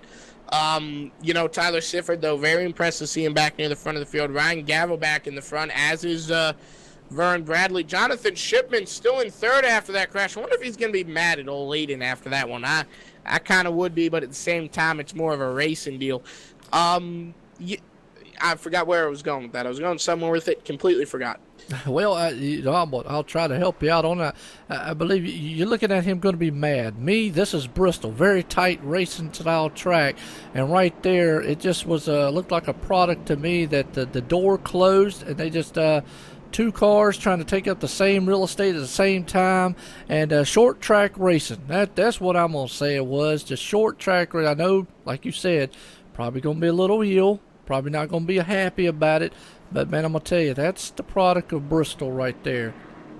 Well, I'm not saying he should be incredibly mad about it. I'm just saying as a driver, I've been in that situation before, and, you're not really happy no matter what happens, Oh, yeah, absolutely. You're never going to be – well, this track's going to bring out anger no matter what, along with Martinsville. Yeah, that's for sure. Something – this is a little bit off topic, but I really like being the stats man for some reason. I find it fun. Well, I tell you what, I'll leave that job to you and Ryan W. Daniels. He gave me heck the other day when I kept calling him the W in there, but I just, for some reason, it just flows. Ryan W. Daniels, you two, y'all the statisticians, so to speak, man, around here for the broadcast. So I'm gonna leave that in y'all's hands. I should put on the door of my truck instead of my name, the Statman or something. And there you go, lights off on pace car. Yep, hey, but you're right, man. It'll work, and I tell you, that's what we need. Need some of it here, and tonight we definitely need somebody to keep up with all this action happening here at Bristol. Statistically, we're having a lot of cautions, but I think anyone can see that right now. Pace car is off. We're going to be looking outboard from Aiden Young from those rear roof cams that I it up, and I like them. Green flag. I'll tell you what, and Aiden Young shot out there right down, but right behind him, Jonathan Shipman and Ricky Evans. Man, we can't count him out right there. They are door to door, wheeling it around here. Shipman is trying to say, can I clear him on the inside? But look behind him there, as you got Vern Bradley right there. He's moving on up into the top five. He's looking to take the third spot. Yeah, Richie Evans having a very good night. Actually, an impressively good night. He started 18th all the way up to third right now. And, he's in front of John Shipman as well. Oh, a little bit of contact. Oh, car got real loose there. Lucky save. That was by the number 75 of Rusty Farrell. Very close. Yes, it was. And I tell you what, as we see these cars storming around this half-mile track here, this is the kind of action we want to see. It's an awesome view listening to these cars just battling it out here. Well, if you want to see it, you're going to see a whole lot of it. Now's about time for a mid-race rundown. Looking at right now, the race has been going on for an hour and 4 minutes. Is how long since the drop of the green flag. 8 cautions for 36 laps. Add 9 cautions to that one. How about this though? 13 lead changes. Despite the amount of cautions, still a very exciting race as far as positions will go. And the caution tonight, the ninth caution of the night, cannot find a cause for that. But I do see a purple car of John Houston on pit lane. So that may have been something. Actually, no, it was not. Oh, man, I tell you what. Well, folks, we called it beforehand. Like I said, a little race summary here. 161 laps complete, 255 tonight. 13 lead changes, but 9 cautions. You just said it right there yourself, Matt. 9 cautions. But that just goes to show you that, hey, that's Bristol. And that definitely is what this track will bring. Unfortunately, it's just like anything. It's a short track. It is a half-mile, 120-mile car jam, man, on the interstate, so to speak. Nate Trito getting a lap back. That will put that 97 car, that will put the 97 actually back on the lead lap. And, hey, he's all fixed up. I wouldn't count that 97 out of contention to win this race. Absolutely not. Aiden Young still a man on point up there. He's been able to hold off a hard charging Jonathan Kryptonite Shipman all over the back end at times on him there. And Richie Evans up there, Richie Evans and Aiden Young battled all last season in the Truck Series for the title all the way to the last race of the season there. And then we got our very own Vern Bradley in fourth, Ryan Gavel in fifth. Now right on the outside of the fifth, you got Mr. Popularity Tyler Sifford out there, and then JC Nobrega. Man, we was talking about him earlier. I tell you what, he's been a bounce back from getting a little trouble in that number 11 Castrol machine. Those two drivers alone have been able to storm to the front of this field, Matt. Yeah, JC Nobrega putting on a good show for everyone tonight. Very impressive to see him in his first start at Bristol, which is end of this league. Bristol is a very, very hard track to drive at, and the fact that he's able to run 7th right now is very good to see. I feel like he might be a contender in this league if he does stick around. Absolutely. I want to welcome in all the viewers out there, man, on both ends, FMTV, FMTV2. I'm up here in the booth with Matt Egan, man, the FMTV tonight, here calling this action at Bristol Motor Speedway, here for the Extreme Motorsports 99.com Xfinity Series race. And I tell you what, it has been exciting. And right now I'm looking at this JC Nobrega, that is right, Spanish gentleman there who has been able to bring it. First night here, kind of a rookie here in Extreme anyways. Go ahead. I was going to say he's from Brazil, right? That's right. I'm sorry if anybody out there fans of him. I said the other one, Brazil. My bad. Y'all just beat up on me after the broadcast. That's on me. Nonetheless, though, been able to bring it up to the front here and has been quite impressive. Just a little Google search, just out of curiosity. In Brazil, apparently they speak Portuguese. Oh, okay. Awesome. Well, lights off on the pace car. We're about to send these monster machines flying around this half-mile, I call it a little chili bowl, man, style ring here, but it has been a bull ring nonetheless. Would it be the big chili bowl? It would be. There you go. Let's get that's what iRacing needs to do with the dirt. Bristol at one point actually was a dirt track. Well, it wasn't, but they put dirt on it in like 2001 for some special event. It was really cool. I saw it on YouTube. They got to do this at Bristol. Well, I tell you what, that would be definitely interesting. Here's look at Jonathan Shipman dive down on the inside of Aiden Young. He says a very aggressive move to see if it stuck. He thought better of trying it because the car could have washed up there, took both of them out and probably half the field along with it. But it's a heck of a battle for them, a heck of a battle with Vern Bradley and Richie Evans there for the third and fourth. I gotta say, I'm impressed after that wreck that John Shipman is actually able to still compete with this leader. Might be going at it with a little bit of a vengeance. I wouldn't say he's going to try to hit him or anything, but he might try to race him just a little bit harder than most, Well, absolutely. That's what he's doing right now, very aggressively putting that number 23 machine down there. He is showing why he is called Kryptonite. He said, anybody up there thinks that they can be Superman to me, I'm going to show them otherwise, and I'm going to put this car on the inside here. He is driving the wheels off of that number 23 machine right now. And Aiden Young, though, I got to give him all the credit in the world, man. He is holding off the storming charging of Jonathan Shipman. Yeah, Jonathan Shipman, he is running very hard, and I like that, but there's just one little tiny problem with that. Tires. Oh, by the way, did I mention tires? Concrete, which is what Bristol and Dover are made out of, eat up tires badly. If you are pushing that car the way Shipman is for too long, your tires will go right away very quickly. I know from last night in the Truck Series, I don't know how those tires went away in a heartbeat, and look at the wiggle out of Shipman. That'll give the lead back to Aiden Young. But, so I don't know how they're going to wear in this Xfinity car, but if they wear anything like the truck, what Jonathan is doing right now, Aiden just has to wait a few more laps, and that car will fade back as he'll eat off those tires. Well, I'll tell you what, and they contact. Oh, man. Oh. It's going to be another big one. Wow, and I'm going to tell you what, man. Matt. There's going to be some tempers flying as a huge wreck, but right there, Jonathan Shipman got into the quarter panel there of Aiden Young, sent him flying, but nonetheless, that's Bristol, that's hard charging racing, and I guarantee you there's going to be some people in the hauler after that. What? Don't call that on John just yet.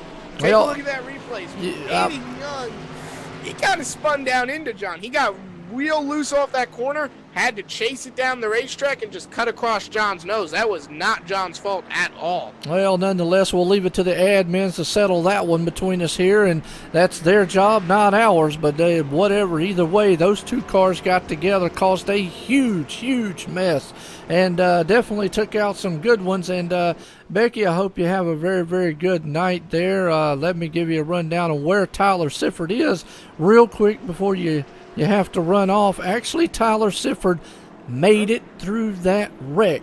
He is sitting in third. Well, the one slip angle driver that didn't make it through that wreck, Ethan Kurtz in the number 20, started 21st down to 32nd. The second wreck of the night he's in. Unfortunately, I believe he's used that fast repair. Not a good night for that 20 slip angle motorsports machine. No, it's not. Jake Nichols Racing slip angles machine. No, it's not. And I tell you, I just want to give an update. As Tyler Sifford did make it through that right there wreck.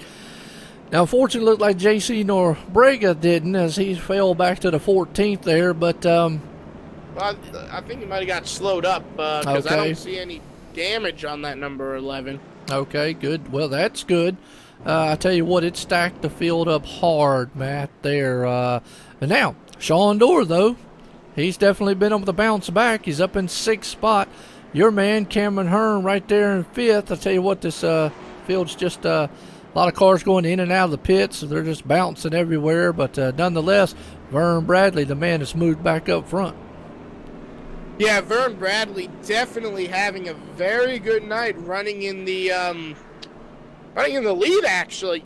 What I'm curious about, the number 9 and the number 23, are they laps down? Yeah, Aiden Young 2 laps down, going to get his fast fix. Jonathan Shipman also 2 laps down, so it's going to be a little interesting battle for the Lucky Dog spot. Yes, it is. And I tell you, Becky just sat out there and said, oh, my God, well, now I can't go to bed. Well, I hear you. That's right. Mom's got to sit up and support the son here now. He's worked his way from 31st all the way up to 3rd, Matt. And now, the good news is he's got a teammate right there with him, Nate Trito. Bad news is he's got 2 other drivers in front of him he's got to get around. And hopefully for the next, 80-some laps, so to speak, he's got to avoid any other carnage that might happen on this track. And I was just about to say that the hardest part about this is going to be dodging those wrecks, because there's going to be a lot of them. It's just going to be very hard. I believe he's already taken that fast repair too, so he's going to be in a tough spot if he is caught up in another one. Justin R. Posted in the chat, this will be an interesting TeamSpeak server later.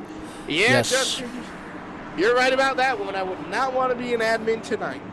No, sir. Not in the hauler one bit, as we are stacked up, man. Double foul. Going to send these monster machines a-roaring here, riding with Tyler Sifford in the 3rd spot as the pace car is off, Matt. I tell you what, look at that. Vern Bradley shoots out, gets a good jump, and I tell you, Tyler Sifford is going on the inside as they are stacked 2 by 2 there, and Tyler Sifford's heading to try to take 2nd spot. Yeah, we're at the part of the race where that inside line is actually a viable option to drive in. So Tyler Sifford making the most out of it as he can. He's going to try to get past, I believe that's Richie Evans. Yeah, that's Richie Evans right there. He's got his teammate right behind him at the moment. Yes, he does, and he is almost clear, and he washed up just a little bit. Yeah, and he's going to get by him. No, he won't. Yes, he will, and he'll tap the wall just a little bit, though. That's okay. No harm, no foul. That's what you do here. You bump it off the wall and you keep it going. But he is flying to the front, trying to run down Vern Bradley himself. He's got hard charging Nate Trito behind him as they're stacked up 2 by 2 there. But Tyler Sifford, the man on a move from 31st to 2nd position, Matt. Yeah, it's good. And caution is out. Oh, man, another caution here. Didn't take long, but I tell you what, we're watching here. 18 again. Oh, man, he's having a rough night tonight. 2 wrecks in a row for the 82, and actually, another one for Rick Donathan, too. Actually, I don't know. It looks like he got into the back end of him, but at the same time, got to get a better camera angle on this one. I'll let you know. Nope, the 82 got himself around, actually. It just looked like from the camera angle. Rick did not get into him. Well, I tell you what, Becky's out there. Don, be nice to Tyler. Well, he hasn't done anything tonight, but I tell you, there has been some out here tonight that definitely has. It has been a heck of a dog fight, so to speak, out here tonight. A lot of beat up cars, which, hey, that's what we got. We still got the Cup race here at Bristol. And you think this Lord, one? You guys can have fun. I saw it. That's what I was gonna say, man. Commitment cone. That wasn't very nice, and that wasn't. Damn, man, beating up on it. Now, what did it ever do? I'm gonna tell you what, poor Cone, as I was sitting out there minding his own business, but nonetheless, you know, we got this Xfinity race here tonight on Extreme. We got the Cup race tomorrow at the same place here. And I tell you what, folks, if you think this one, man, is exciting, them boys tonight probably going to put on just as show as they're doing tonight here for us, Matt. Man. Yeah, it's an interesting showing, that is for sure. We're going to take it to, I believe, 2 to green this time here. Tyler Sifford, the race leader, then Nate Trito behind him. I want to say Tyler's going to win this race, but at the same time, I can't say that with 100%, and I can't say that about anyone. You got to dodge the wrecks, and that's a hard thing to do. We saw Aiden Young. He was in a spot that we would thought to be safe, the race lead, and nope, he got into it with John Shipman, and they both had a bad night. So no safe spot on the racetrack. I cannot say Sifford's going to win this race guaranteed. Right now, it looks like he's got a good chance to do it. Well, right now, I am showing Tyler Sifford the leader of the race. Mom, calm down and take a breath and sit. But he is leading this one, and he's got Dave Trito right there with him, and Cameron Herm, James Thorndike. So I'm going to tell you what, I don't want to bring a lot of stress, so to speak, over there on the Sifford camp, but he has brought it from 31st to the front.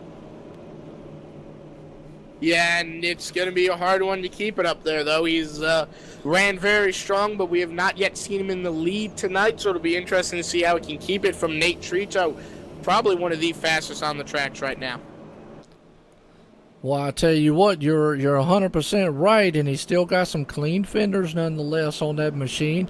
We're going to watch here, and I believe we're going to about 1 to go, 2 to go here before the lights go off on the pace car, sending these machines roaring around this half-mile track, and we're going to have about, 70 laps left here?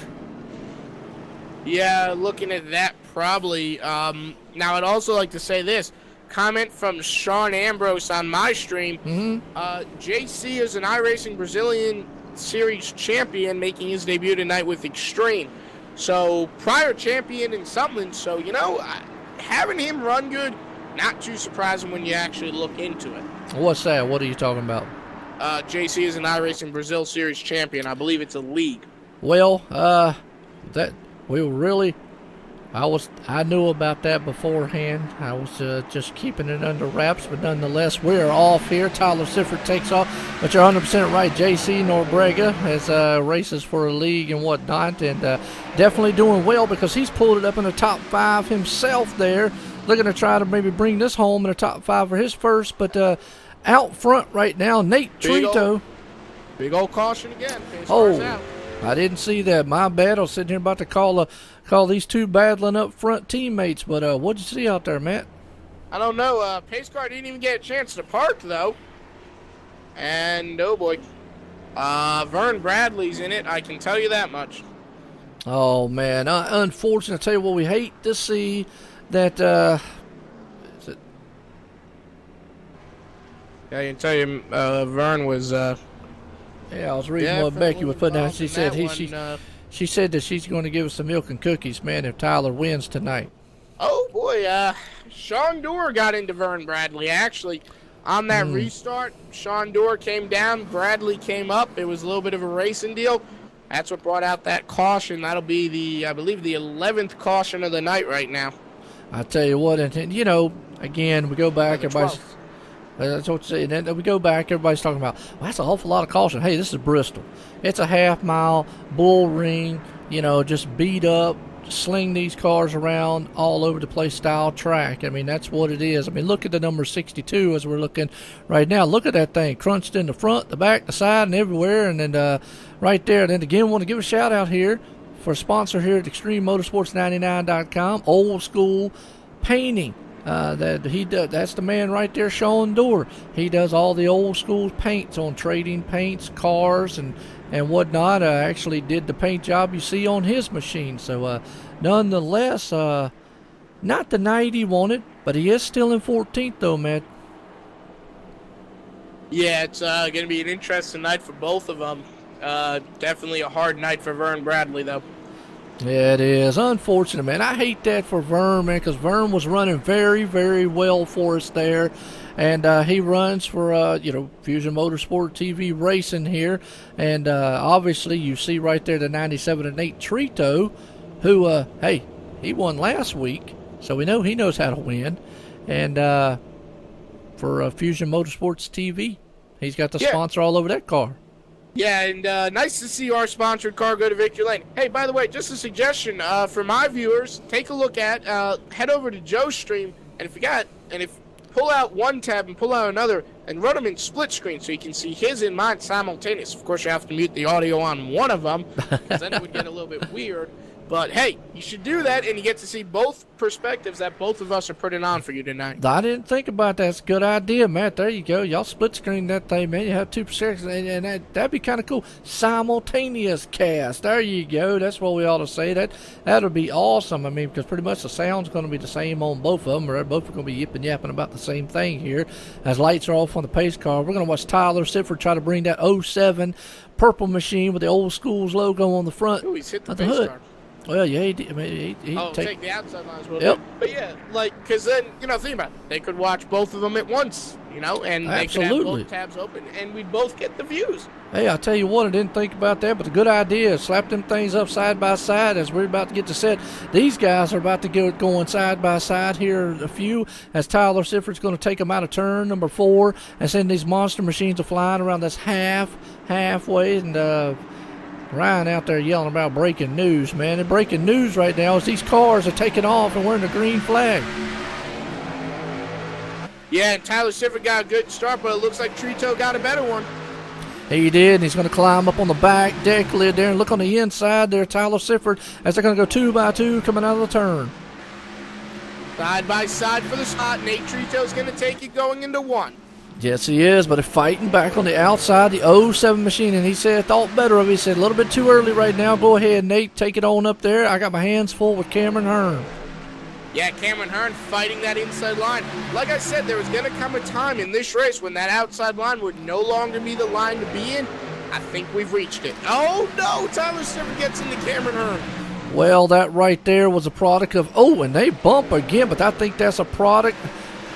Man, I'm waiting to see if he holds on to that machine before I say anything, but that was a product, Matt, right there, what you were saying. The inside lane, he just washed up. But I tell you what, Cameron Hearn not very happy with Tyler Sifford, and you can see it. We're under caution. Yeah, I mean, I wouldn't be, I don't know what to call that. I'd say it's a racing deal, but, I wouldn't be very happy either. But that's just, I think that's anyone. Caution Absolutely. Definitely out. Trying to find what might have been the cause. I see a slow car down on the apron. That might be best place to start looking. Well, I'll tell you what, the man who best got the best out of that deal, the number 59 machine there, James Thorndike, who actually didn't go in pits, but Nate Trito did. He went down into the pits here as might have been a smart move to get some 4 tires. Of the caution at the moment. Well, I'll tell you, it could have been a single car spin, and then he got going. I can't get the replay of it. You want a replay of the accident that happened? Is that what you're talking about? Oh, it was more than a single car spin. I found it. Yeah, found it. All right. I think they want a replay, man, of what happened with Tyler. I'm going to try to get Kurtz in another one got turned around by the 55. Rick Donathan got caught up into it, but minimum damage on that 18. But, yeah, that 20 car, I think he's going to have to park it for the night. We're going to try to get a little bit of an interview with him. All right, good deal. I'll let you do that. Between me and the 55. Ethan Kurtz, car 20. You got a copy on me? Maddie, Yes, sir. Yes, sir. Tough night for you right now, man. I really don't know what to say. What happened from your perspective? I was coming off of turn 4. I wasn't really trying to battle him too hard. I was just trying to hold my line and keep it straight. And I don't know, it was tight. I don't know if the 55 was pinching me or what, but we got together and I think it's about time for me to park it for the night. Yeah, I was gonna say I think you already used your fast repair, so you are done for the night. Yes, sir. Tough night walking away in 32nd position. Anyone you want to thank, those sponsors, that kind of thing? Well, team owner Jake Nichols gives me this opportunity every week. It's a real honor. KeepBangin.com, one of my closest family members, runs that blog after having a heart transplant after having a stroke a couple years back. Really gives me some motivation every day. Ford Performance, Jake Nichols Racing, like I said, and my teammates, Dwayne Culberson, Tyler Shifford, Nate Trito. All right, well, thank you for talking to us, man. Better luck next week. Thank you. Once again, ladies and gentlemen, that was the number 20 car of Ethan Kurtz. Tough night. Meanwhile, James Thorndike having a good night, new race leader. Yes, he is, and shot that replay back there for Christie between the 07 and Cameron Herm, and I'm going to tell you what, it's going to be something to look out for here, Matt, as I do not think that number 76 is very, very happy with the 07 up there, and he is going to be, looks like my calculator is going to be starting right behind him on his back bumper. Yeah, it's, just been a very interesting race. Gonna take a look at another rundown. So far, an hour and 30 minutes we've been into her tonight. 13 cautions for a whopping 59 laps, man. That is a lot of laps we've spent under caution. And 19 lead changes. Well, like I said, had a lot of cautions, but we still had a lot of excitement. We're going to be riding outboard from James Thorndike for this restart. Well, absolutely, and I tell you what, nonetheless, that pace car is going to take a hard left turn on pit road here. Send these machines a-flying. I'm going to keep curiosity here, that 76 and 07, because there's probably no love lost there between them. Those two definitely might not be liking what happened before, and definitely could be a duel here. And as we see him, he's pulling right up on the outside there, but he's got his hands full of the 3 car, and that is the 3 car of... Oh, it's going to be a duel. Cameron Hearn getting all over the back bumper of Tyler Sifford right there. Yes, he did. Man, I'm telling you what, I do not think 76 appreciated the move put on him back there. And right now, he's showing it. And if he gets up there, we might see, bump and run. Oh, boy, I'm going to tell you what. Back end there. Caution out yet again on the speedway. I'm going to tell you. That would be the 55 car of Joel Hamilton around. Real quick, Matt, I'm going to tell you something. The admins are going to have to look at this very quickly, because this could turn out disasters, because that was not once, twice, that was 3 times that he went up there and bumped him in the rear. And that last time almost sent him spinning a little bit there in the turn. So something we want to keep an eye on here, unfortunately. So hopefully no payback calls, but definitely 76, from our perspective, folks, does not look very happy on the track. I would definitely agree with you. I'm not going to disagree with you there, but I got a little bit different philosophy when it comes to that. To me, it's as long as they don't flat out wreck each other, you can beat and bang all you like. That's fine in my opinion. Just don't go out and crash the guy. Rubbing, however, is racing, as they say. Absolutely. Well, and I will agree with you on that. But I tell you what, he's hitting him pretty hard, and I don't like a car hitting me in the rear. But nonetheless, like I said, Rubbin's racing, and let's hope that all the beating and banging that they're doing doesn't cause neither one of those guys a bad night, because if you think, man, it's bad on the track, like I said, I'd hate to be an admin after this race and get down there in that hauler, because they're probably going to be in the hauler beating and banging. Yeah, that's something like I said, I'm happy I'm just broadcasting tonight. I don't want to be on track. I don't want to be an admin tonight. I'm just happy to be up here in the booth, not have to worry about any headache after the race. Absolutely. I'm with you 100% there, Matt. As I tell you what, we're at lap 208 to 255, and I'm going to tell you, this is Bristol, baby. It has been definitely an exciting race. And under 50 laps to go as well. Yep, looks like Ryan out there saying Helm is a little ticked off, and that Tyler just needs to get himself. Well, we don't want to see him wrecked. I mean, we don't want to see nobody wrecking anybody out here now. Ryan, love you in the chat there, man. I hear you, man. I'm gonna say one time, we don't need chat like that, because we try to bring in a family show and whatnot. So, Ryan, I love you to death, my friend, but that's your warning in the chat. It's kind of funny. So Either way, though, nonetheless, we've had a very good race so far. It's been interesting, I can say that much. yeah, no, I mean, hey, it's not over with yet, man. I'm gonna tell you, 209 to 255, we got some hungry dogs up here in the front, and James Thorndike is going, hey guys, don't forget about me. I came from 20th, and I'm in first right now. I've led 9 laps here, so I've got a clean machine out here and my psychedelic 59 here. So, hey, it's awesome. Yeah, and, Chris Harvey in the chat put, I'd hate to be an admin, especially at a short track. I think he shares the same sentiment as we do. Just turn on the broadcast and pack it up when it's over. Don't have anything to worry about. 1 lap to green. Absolutely, and they're going to send these monster machines storming around this half mile. Oh, like I've said before, the big bowl here, so to speak, and they call it the Colossal Dome, the last one in NASCAR, and we have seen it tonight. A lot of machines have gotten tore up, banged up, and it's not over with yet. The pace car is going to take a hard left turn off on the pit road, and James Thorndike is going to storm out front here. Tyler Sifford gets a good jump here. Cameron Hearn right there is door to door with the 12 machine. Yeah, and Cameron Hearn going to go to the inside of Tyler Sifford. We saw him beating and banging earlier. This could get ugly. Yes, it could, as you see the number 12 stacked up right on that deck lid of the 07 machine there, as they are wheel to wheel coming into turn number 1. And we see this scenario before. We'll see if these two guys calm down, as Cameron Hearn's going to make the pass, it looks like. Yeah, it looks like Tyler Sifford will relinquish the spot. Hearn's going to give him a little bit of a nudge in the front fender there, not letting Tyler forget, and Tyler's going to bump him back. Yes, he is. I tell you, it is tight up there in the front. James Thorndike trying to hold on, but Cameron Hearn in the 76 machine is definitely storming to the front. And now Tyler Sifford has his hands full. Well, I said he did have. Oh, and he just got into the 12. Tyler Sifford gets into the number 12. Cameron Hearn gonna stack up the track again. And oh no, the 11 was in it, but he still has his fast repair. Yes, he does, man, and I hate to see that for him, but nonetheless, he's still rolling out there in that number 11 JC machine. But boy, it looked like again that the car thought maybe he was clear, or their spotter said, "Hey, clear," and guess what? He wasn't clear. Not clear. Not in the. Yeah, that's probably what it was, but feel bad for that 11 car of was it?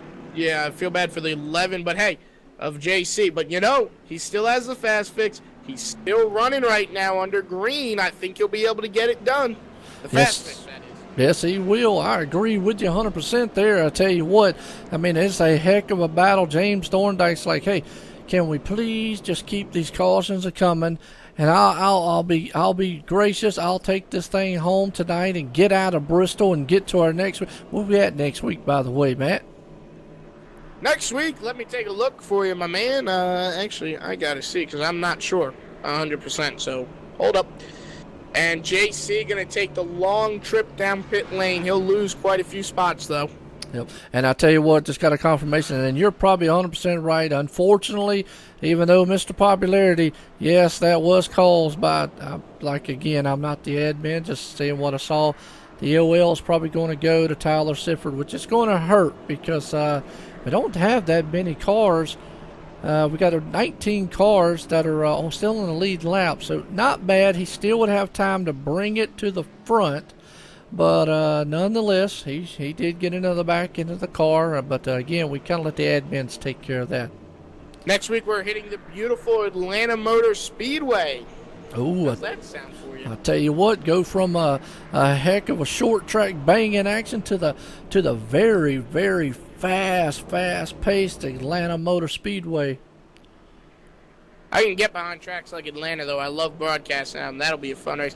Actually, I remember the first time I've ever broadcasted the Xfinity cars for Extreme Motorsports was the Fun Run in Atlanta all the way back in 2016. And let me tell you, that was one of the most fun races I've ever broadcasted because the leader ran out of fuel halfway down the backstretch with a lap to go, but he had about a 15-second lead and coasted the start-finish line by about 2 seconds. Yeah, wow, I tell you what. Well, I tell you what, some of the people in the chat are showing their displeasure if he does get an EOL. And calm down, Becky. It's okay. It's all right.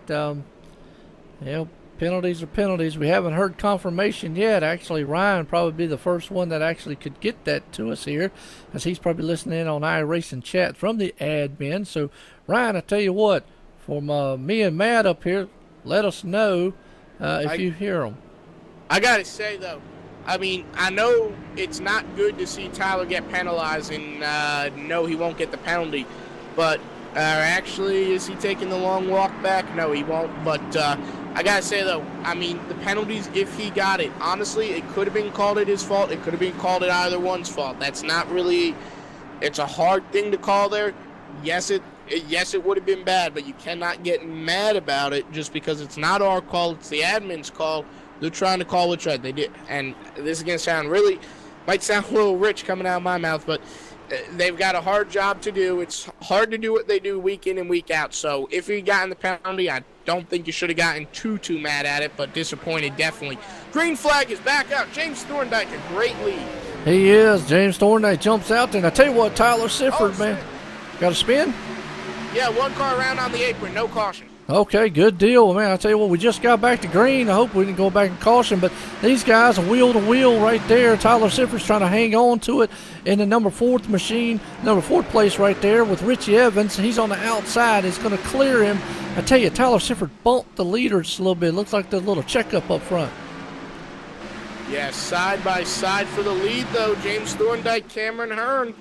Yes, they are. Cameron Hearn, though, man, backs out of it right there. James Thorndike is doing a tremendous job of holding off the hard charger to number 76 right there. But they're going to have their hands full with that number 2 machine of Richie Evans, who's pulling it. Crash in the back. Caution. No caution, not yet. Come on. Where's it at? Wow. Yep, there we go. Who was involved? I saw green number 3 of Martin Porter got completely sideways. Don't know if he had a little bit of help there. I'd have to imagine so they did. All right, good deal. I tell you, well, most of the time here, trying to find the number 3 here so I can look at it. Yep, wide, and he took it 3 wide, came up, got into the 87 is what it was. It was a 2-car crash. I would have to say for the penalty that would probably go to Porter because he took it 3 wide, came up just a little bit thinking he was clear and got right up into that 87. Man, I tell you, unfortunate on his end here. Hard licking to the wall there by him. Let's take it back one more time here. I tell you, it's been a heck of an exciting race so far nonetheless. Yeah, that it has been. It definitely has been. Yeah, I'm seeing what you're seeing. He stuck his nose in there 3 wide. And, oh, man, when he did bump the wall, bumped right off of it, looks like it did just a hard lick. Yeah, and unfortunate. Hey, I got a question for you. I'm looking at your stream at the same time. How do you get that replay thing working? I've been trying to figure that one out. I'm going to tell you what, I used just one of the logos, and I got it, you have to do it in the INI file and get it done. And I tell you, it took me an act of Congress, so to speak. There's a word for all the old people out there, man. They know what that is. An act of Congress to get that darn thing, man, to work. But nonetheless, we'll get up with it, and I'll show you how to get it done. Yeah, that'd be great because I just rewinded. I like the cool little animation it is there. Well, like I said, finally got it to go, and there is a thing you have to do in the INI and whatnot. But I tell you what, want to welcome all the viewers out there, man. Joe White up here in the booth with Matt Egan tonight on FMTV, and it has been an exciting race here at Bristol Motor Speedway for the Extreme Motorsports 99.com Xfinity Series, and these guys have put on a show, and most notably want to throw out the sponsor here, Old School Painting, Sean Dorr and Company there. Check them out on Trading Paints. Anybody looking for a paint job for any of the iRacing cars, definitely check those guys out. And tonight, actually, Aiden Young has bounced back, one of the Old School Motorsports teammates there, has bounced back to 9th spot, got caught up. He was leading quite a bit early on in this race, so definitely been able to bounce back a little bit, Matt.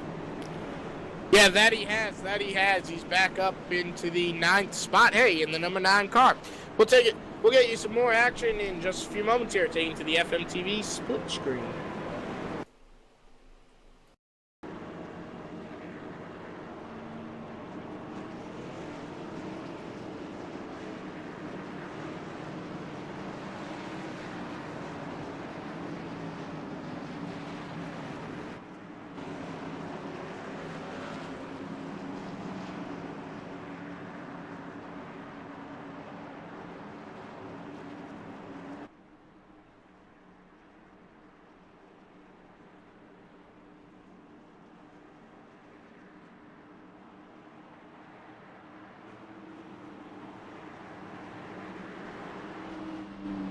At the Bristol International Speedway for the Fitzgerald Glider Kits 300.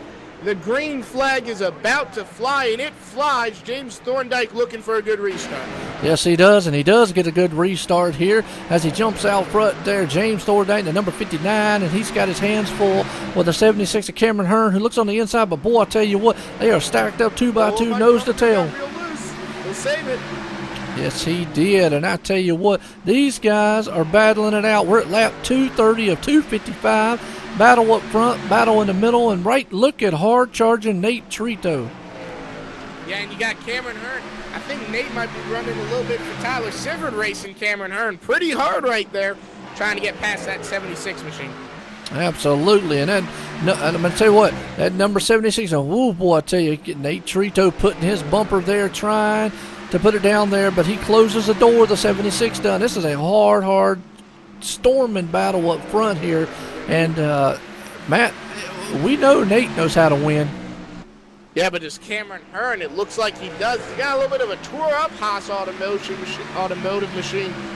Or is it automotion? I don't know. Haas CNC. Let's call it that. Well, I'll tell you what. That's what it says on their logo. Yep, and a leader in the wall. Yeah, Thorndike was in the wall, but Cameron Hearn did not capitalize on it. Yes, he did, and Ryan out there said the 14 coming back. He's in top 5. Oh, car spin out. Caution. Yep, caution again, and I tell you. That good spin, and it looked like it might have been Aiden Young. Oh, no. Aiden Young was looking very good coming back out to the front. We hate to hear that one. And it was. I was actually looking to see if I can find him.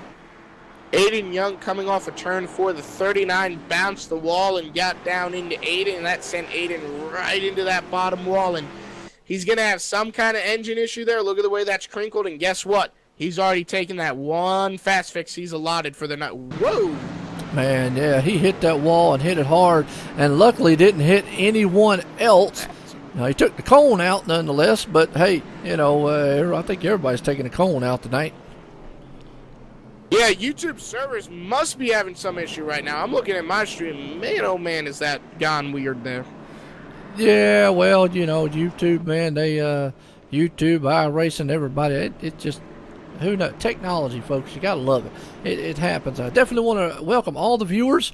Man, it has been an exciting race, Matt. I've had fun up here, man, calling this with you. Unfortunately, this will be the last Xfinity race I get to call with you for this season, as next Wednesday, I go to start the season for Racing for a Cause over there, late model action on Wednesdays. And but it has been a pleasure for you to let me the last 2 weeks be up here in the booth with you and call these exciting races.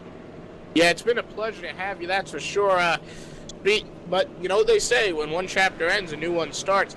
But, you know, technology is interesting, that's for sure. And as far as, for those of you just joining us here, if you didn't see the announcement on Twitter, I'll make the announcements again. Like I said, this will be the last season for FMTV 1 at least. I don't know about you with the truck series, but FMTV 1 at least will be ending our relationship with Extreme Motorsports at the conclusion of this Xfinity car season.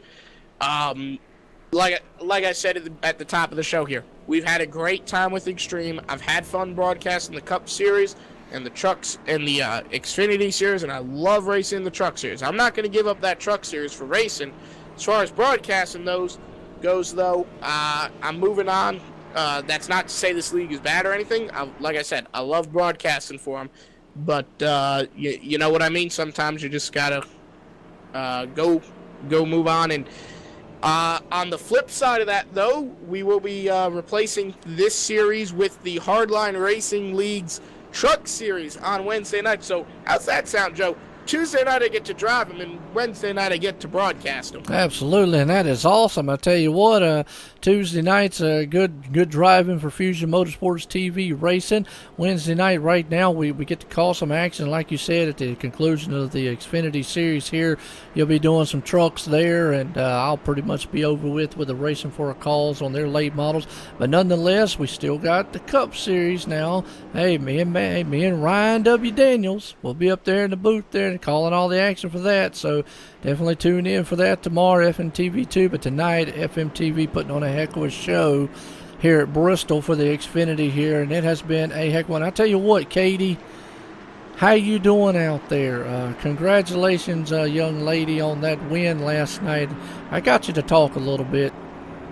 I want to know something. How do you pull in so many views, man? You must be using some kind of Russian sorcery here. Well, maybe they like my southern voice. I don't know, man. I really don't know. But we're under green flag here, and boy, the field got stacked up huge right there, Matt. Yeah, big stack up. James Thorndike, once again, a great restart. Yes, he did, and the 76 got stacked up, but he's trying to lurk down that 59 as we're going to have 15 laps to go here, and they will go by very, very quickly. I tell you, and the number 76, if he's going to do something, he's going to have to do it now and definitely make it happen. And Nate Trito's spinning. Oh, no. No caution either. What? Wow. No, that is, man, oh, man. Hey. Tough luck for the 97 team. Tough luck. They're in the back of the field, back in 17th right now. Last car in the lead lap. Yeah, I hate to see that, the hard charger right there, but nonetheless, the battle is going to heat up here tonight. In the, I heard a car bump the wall, sound like a little bit there, but I tell you what, look at the 76 move up on the back bumper of the 59. All over the back end of James Thorndike is Cameron Hearn. Cameron Hearn trying to get his first win of Extreme Motorsports, as is James Thorndike. Two drivers looking for the first win. Richie Evans in third, and then Vern Bradley in fourth. Hey, remember Christopher Parkman, the guy who started in the back of the field, got involved in two crashes, was a lap down? Guess where he's sitting? Fifth place. Guess what he might just do? Steal this win. What did I say about this guy being in the front of the field? Oh yeah, it happens at the end of the race, not at the beginning of it. Yes, they do. In a battle up front, they are 2 by 2, side by side, dueling it out for the lead. And I tell you, James Thorndike in that 59 is holding them off. And look at the slide job that the 76 does to hold on to that machine. Yeah, nice big slide out of that 76. Like I'm telling you, Cameron Hearn has got a chance, but Richie Evans has something to say about it. Yes, he does. That 76 got to be careful. That guy is sliding. I gotta wonder, Joe, you notice how he's got that damage to the right rear part of his spoiler? I gotta wonder if that's upsetting his aero when he's getting around other cars, and that's what's causing him to be so tail happy. It could be. Even though this is a short track, you definitely carry a lot of speed coming off of that turn. And I tell you, it might be affecting him just a little bit here, but he's got his hands full with that number 2 machine there, Richie Evans. And don't count out Vern Bradley right there. I'm going to say the veteran here out right now. He is there. And like you said, your man Chris Parkman in the 5th place. And Mr. Popularity Tyler Sifford has brought it right back up to 6th. Now, little comment from JR NASCAR Rocks. Talk about your voice, Joe. It says it's his voice. Sounds like Hank Hill from King of the Hill, which makes it more entertaining. Well, I do appreciate it. I don't hear the Hank Hill. I hear the Barney Hall, though. All right. Well, that either one of them, I guess, is awesome. They're both for celebrities and both very good. But I tell you what, lap traffic might play a factor here on this battle for the lead, and it will make. Oh no! Oh, that's not going to end well. 3 wide. He made some contact with Thorndike there. I don't know if Thorndike's going to be happy about that. Yeah, I don't either. I tell you what, but hey, no! Hard hit. They're going to save it though. This is going to leave it open for Richie Evans. Richie Evans is going to make contact. There's a wreck. Chris Parkman gets through it. Caution with 4 laps to go. And the win is going to go to James Thorndike. He'll get his first win of Extreme Motorsports. Chris Parkman gets his second best finish of the season. He'll walk away in 4th. Yes, he will, and congratulations to James Thorndike. Folks, let me tell you what, those two guys were beating and banging, and look, take nothing away from the 76 machine. He gave everything he had, and I tell you what, I'm going to replay that back for folks here so that they definitely can see it, because he gave everything he had to battle for that lead tonight to try to take the win. Yeah, I mean, Chris, the 76 of Thorndike... Cameron Hearn. That's in the 76 car. I should know this. Anyway, 76 car put on a great show tonight. That is definitely for sure. But just a tough night. Riding outboard on James Thorndike. You can see makes contact, and Cameron Hearn just kind of gets turned around, really. Looks like a little bit of net code, or got a little... Actually, no, not net code. It's what I feared. I tell you, that spoiler damage had something to do with it. Look at the way he gets aero loose right next to Richie Evans. They're running side by side, and you see what part wiggles on that 76 first? The right side of that race car.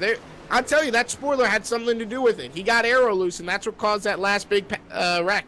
Yes, it did. I agree with you on that one there, Matt.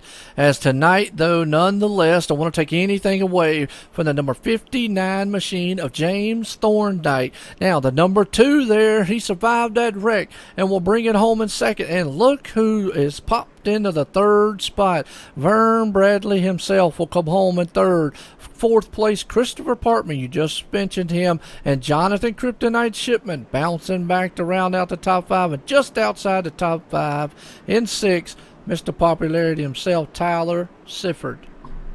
Yeah, I mean, great run for Sifford to bounce back. I also got to say, too, though, a great run for Christopher Parkman finishing 4th. Again, second top 5 of the season, folks. His only other one, Daytona, where he went to victory lane. That is an amazing finish for that number 15 team. Well, I tell you what, Cameron Hearns out in the chat, and he just said, got hit. Well, I'm going to tell you what. Last closing laps, you drove the wheels off of that car there in the 76. You were wheel to wheel with the leader, and I'm going to tell you, hit or not, y'all two were beating and banging the doors off of it, and tonight the 59 came up the benefactor of it, and unfortunately, hey, sometimes you win, sometimes you lose. But I had a request out here a minute, Matt. Dang it, Bobby.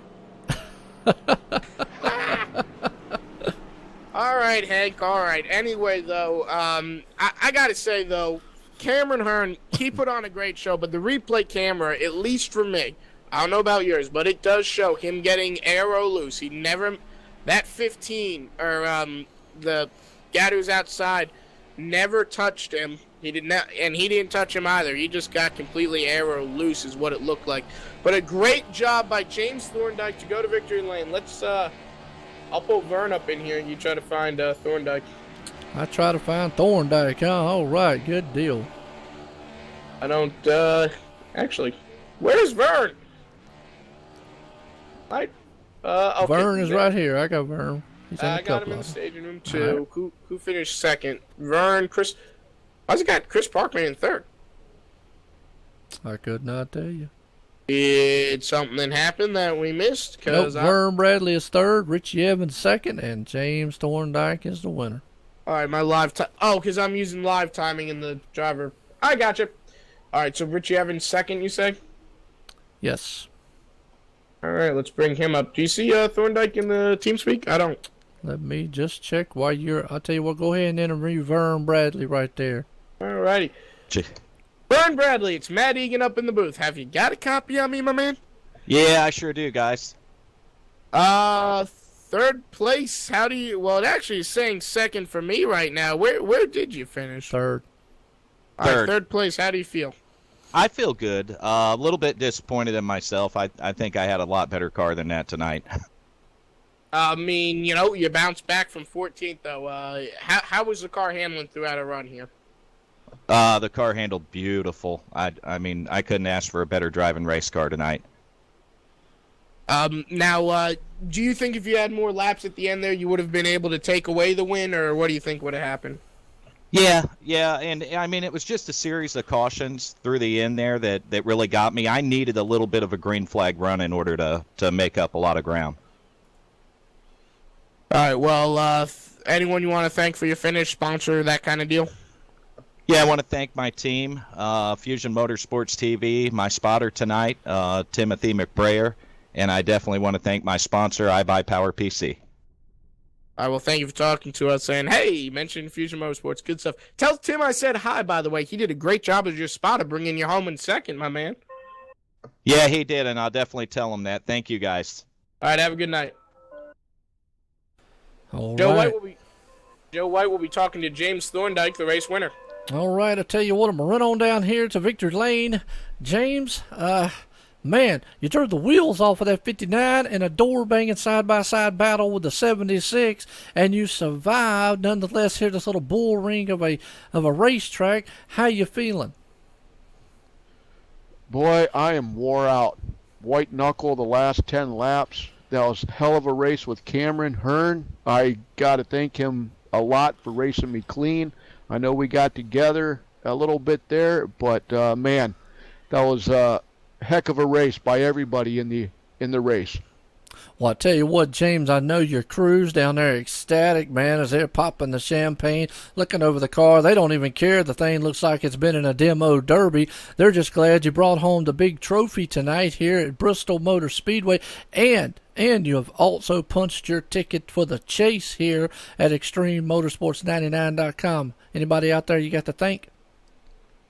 Yeah, I'd like to thank my sponsors, the military, U.S. military, and I'd like to just thank everybody that was in the race. It was a very good race, some green flag runs there, and I'd like to thank the broadcasters and the admins and the fans for all coming out and watching. All right, good deal. I tell you what, my hat's off to you tonight. Winner, Bristol Motor Speedway, ExtremeMotorsports99.com for the Xfinity Series here. James Thorndike, he drove the wheels off of it, folks. Congratulations. Thank you very much, and thank you for broadcasting the race. Not a problem, Matt. I tell you what, man, that is an ecstatic young man right there for the win, and it was an exciting one. Yeah, and I will try to talk to Richie Evans, who is... actually, I will talk to Richie Evans. Richie, you got a copy of me, my man? Yeah, I got you. How do you feel about second place, man? That was a pretty good run. Now, you think if you had more time, you might have had a shot at the win, or what do you think would have happened had this gone green till the end? Yeah, I definitely think I'd have had a shot. All right, well, anyone you want to thank, sponsors, that kind of thing? Yeah, I just want to thank all you guys for putting on admins, from Rick to everybody, and all the people who do the broadcast, and my teammates especially. All right, well, thank you for talking to us, man. You put on a great show. Hopefully next week we'll see you maybe improve one spot at Atlanta and go home in victory lane. Yeah, I got a grin on my face about that track. I like it place. All right, well, thanks for thank you for can't speak tonight. Thank you for talking to us. Yes, sir. You guys have a good night. All right, here's the race results. Why could I not say thank you for talking to us? I do not know, man. Maybe I'm just having a stroke. I mean, I really don't. Well, let's hope not. Yeah, I would hope not. That would not be good at 15 years old. No, sir.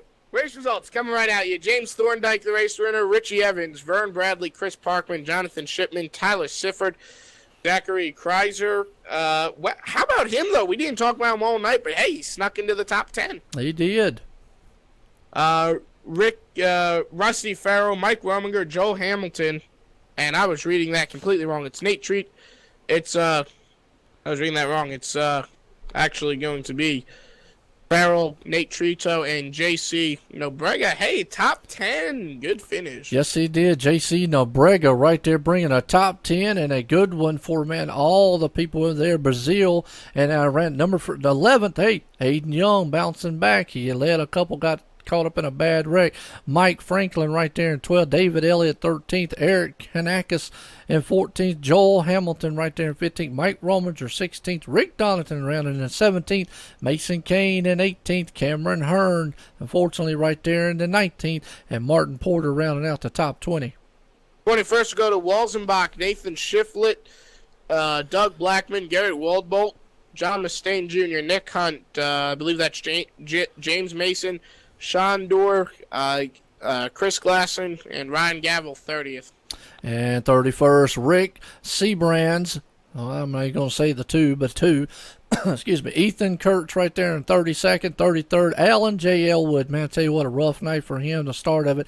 Rough night for the man in 34th position, John Houston, and 35th, Dwayne Cumberson. And I tell you, that's a heck of a grid right there.